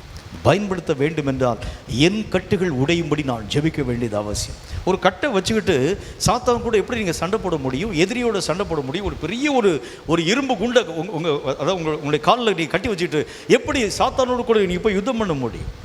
அப்போ கர்த்தருடைய வேதம் சொல்கிறது, முதல் காரியம் உன்னை சிறைப்படுத்தும் காரியங்களை விட்டு நீ வெளியே வா, அந்த கட்டுகளை நின்று நீ மீட்கப்பட வேண்டியது அவசியம். அப்போ நம்முடைய வாழ்க்கையில் எதுக்காக நம்ம ஜெபிக்கணும்? என்னுடைய வாழ்க்கையில் எந்தெந்த விஷயத்தில் தான் நான் சிறைப்பிடிக்கப்பட்டிருக்கிறேன் ஆண்டவரே. பேதுரு சிறைப்பிடிக்கப்பட்டிருந்தான், பேதுரு அடிமையாக அதாவது அந்த அடக்கி ஒடுக்கி வைக்கப்படக்கூடிய ஒரு மனுஷனாக காணப்பட்டான். அந்த கட்டுகள் முறிக்கப்பட்ட பொழுதுதான் அந்த ஊழியத்தை திறமையாய் அந்த மனுஷனால் செய்ய முடிந்தது. அதே மாதிரி நம்முடைய வாழ்க்கையில் எந்தெந்த விஷயத்தில் நாம் கட்டப்பட்டிருந்தாலும் அதை விட்டு வெளியேறும்படிக்காக நம்ம ஜெபிக்கணும். என்னென்ன விஷயத்தில் நான் கட்டுண்ட பணாய் காணப்படுகின்றேன், கிரியை செய்ய முடியாத ஒரு கிறிஸ்தவனாக இருக்கிறேன், எதை என் ஆவிக்குரிய நிலையை பலவீனப்படுத்துகிறது, எதை கண்டு நான் துவண்டு போகிறேன், தோற்று போகிறேன், என்னால் ஜெயிக்க முடியாதுன்னு சொல்லக்கூடிய அந்த அவிசுவாச நினைவுகள் எதனால் வருகிறது, அதெல்லாம் நீங்கள் தூக்கி எறிய ஆரம்பிக்கும் போது தான் கர்த்தராகிய தேவனுக்குள் நீங்கள் உங்களை ஸ்திரப்படுத்த முடியும். தாவீது என்கின்ற மனுஷனுக்கு ஒரு முறை அந்த ராஜாவுக்கு முன்னால் அவர் கடந்து போகிறார், பெலிஸ்திய தேசத்துக்குள்ளே உள்ளே போயிட்டார். உள்ளே போன பொழுது அந்த பெலிஸ்திய ராஜாவுக்கு முன்னாக தன்னை முக்கியஸ்தனாக காண்பிக்கும்படிக்காக தாவீது நேராக அந்த ராஜாட்ட போகிறார். யுத்தம் நடக்கப் போகிறது, இஸ்ரவேல் மக்களுக்கும் பெலிஸ்தருக்கும் யுத்தம் நடக்கப் போகிறது. ராஜாவே, நான் இப்போ இஸ்ரவேல் மனுஷன்தான், ஆனால் உங்கள் நாட்டில் நான் சேர்ந்துட்டேன், உங்கள் நாட்டில் சேர்ந்ததுனால என்னுடைய உத்தம தனத்தை பார்க்கும்படி எனக்கு நீங்கள் ஒரு சந்தர்ப்பம் கொடுங்க, நானும் உங்கள் கூட யுத்தத்துக்கு வருகிறேன் என்று சொன்ன பொழுது அங்கே இருக்கக்கூடிய பிரபுக்கள் எல்லாருமே சொல்லிட்டாங்க, இல்லை அவன் வரக்கூடாது, அவன் இஸ்ரவேல் மனுஷன், ஒருவேளை எதிரி படையாக இஸ்ரவேலோடு கூட சேர்ந்து நம்ம கூட அவன் யுத்தத்துக்கு வந்துடுவான், அவனை வரவிடக்கூடாதுன்னு சொல்லிட்டாங்க. சொல்லக்கூடிய நேரத்தில் இந்த அந்த அந்த ராஜா சொல்கிறாரு, இல்லைப்பா, பிரபுக்கள் சம்மதிக்க மாட்டேங்கிறாங்க, நீ உன் வீட்டுக்கு போ, உன்னுடைய தன்மை நான் எனக்கு நல்லா தெரியும், நீ உண்மையான ஒரு மனுஷன், உத்தமமான ஒரு மனுஷன் எனக்கு நல்லா தெரியும், நீ உன் வீட்டுக்கு போ, பிரபுக்கள் சம்மதிக்காதனால உன்னை நான் வீட்டுக்கு அனுப்புகிறேன்னு சொன்னார். வீட்டுக்கு அவர் போகக்கூடிய நேரத்தில் ஒரு பெரிய ஒரு காட்சியை பார்த்தார். என்ன காட்சியை பார்த்தார்? திடீரென்று அங்கிருந்து வந்திருக்கக்கூடிய அநேகம் கொள்ளையர்கள் இந்த தாவீதினுடைய தானியத்திற்குள்ளாக வந்து அவன் வச்சிருக்கக்கூடிய பொருள், ஆடு மாடு, எல்லா விதமான காரியத்தையும், அவருடைய அந்த மனைவிகள், எல்லா குழந்தைகள் யாவரையும் சிறைப்பிடித்து கொண்டு தூக்கிட்டு போயிட்டான். அங்கே இருக்கக்கூடிய மக்கள், பிரபுக்கள் எல்லாம் பார்த்துட்டு இவனை பார்த்து சொன்னாங்க, தாவீதை பார்த்துட்டு சொன்னாங்க, உன்னை நம்பி வந்தோமே, என்னுடைய பொருளும் போயிடுச்சு, என்னுடைய உடமையும் போயிடுச்சு, எல்லாத்தையும் நாங்கள் இழந்து போயிட்டோம் என்று சொல்லி தாவீதின் மேல் கல்லெறியும்படிக்காக அவர்கள் பார்த்தார்கள். அப்போ வேதத்தில் ஒரு வார்த்தை, நல்ல ஒரு வார்த்தை விதமாக எழுதப்பட்டிருக்கிறது, தாவீது தன்னை கர்த்தருக்குள் திடப்படுத்தி கொண்டு அடுத்தது என்ன செய்ய வேண்டும் என்று யோசிக்க ஆரம்பித்தோம். இந்த திடப்படுத்தக்கூடிய நிலைமைக்கு பேர் தான் என்ன அர்த்தம் அப்படின்னா, என்னை நான் மீண்டும் சீராக்கக்கூடிய, சிறை நின்று விடுவிக்கப்படக்கூடிய தன்மை என்று நான் உங்களுக்கு சொல்லுகின்றேன். சிறை நின்று விடுவிக்கப்படக்கூடிய தன்மைனா என்ன அர்த்தம்? எல்லா மக்களும் நெருக்கிறாங்க, இப்போ கூட்டிக் கொண்டு வந்த தாவீதுடைய நம்பிக்கையாய் காணப்பட்டிருக்கக்கூடிய மக்களை தாவீதை கொல்லும்படிக்காய் வர்றாங்க. எதிரி படைகளுக்குள்ளாக உள்ள உட்கார்ந்துருக்க, எதிரி நாட்டுக்குள்ள உள்ள உட்கார்ந்துருக்கிறோம். அந்த நாட்டினுடைய மக்களும் இவனுக்கு உடன்படக்கூடிய மக்கள் கிடையாது. தன்னுடைய சொந்த ஜனங்களும் அவனை விரோதிக்கக்கூடிய, எல்லா பக்கத்திலும் தாவீது நெருக்கப்படக்கூடிய ஒரு சூழ்நிலை. இந்த சூழ்நிலையில் தான் தாவீது என்ன செய்கின்றான்? தேவனுக்குள் தன்னை திடப்படுத்தி கொண்டு அடுத்து நான் என்ன செய்யணும் ஆண்டவரே, கர்த்தரை நோக்கி ஜெபிக்கிறார். நீ புறப்பட்டு போகலாமா போக வேண்டாமா என்று சொல்லி கர்த்தரை நோக்கி கேட்ட பொழுது, நீ போ, எல்லாவற்றையும் திரும்ப பண்ணி கொள்ளுவாய் என்று கர்த்தர் அவனை பார்த்து சொல்கிறத பார்க்க முடியும். அப்ப வேதத்தில் கர்த்தர் சொல்லுகின்றார், சிறைகள் உடைய பண்ண வேண்டும் என்று சொன்னால் கர்த்தருடைய சமூகத்தை நோக்கி ஊக்கமாக ஜெபம் பண்ணுங்க.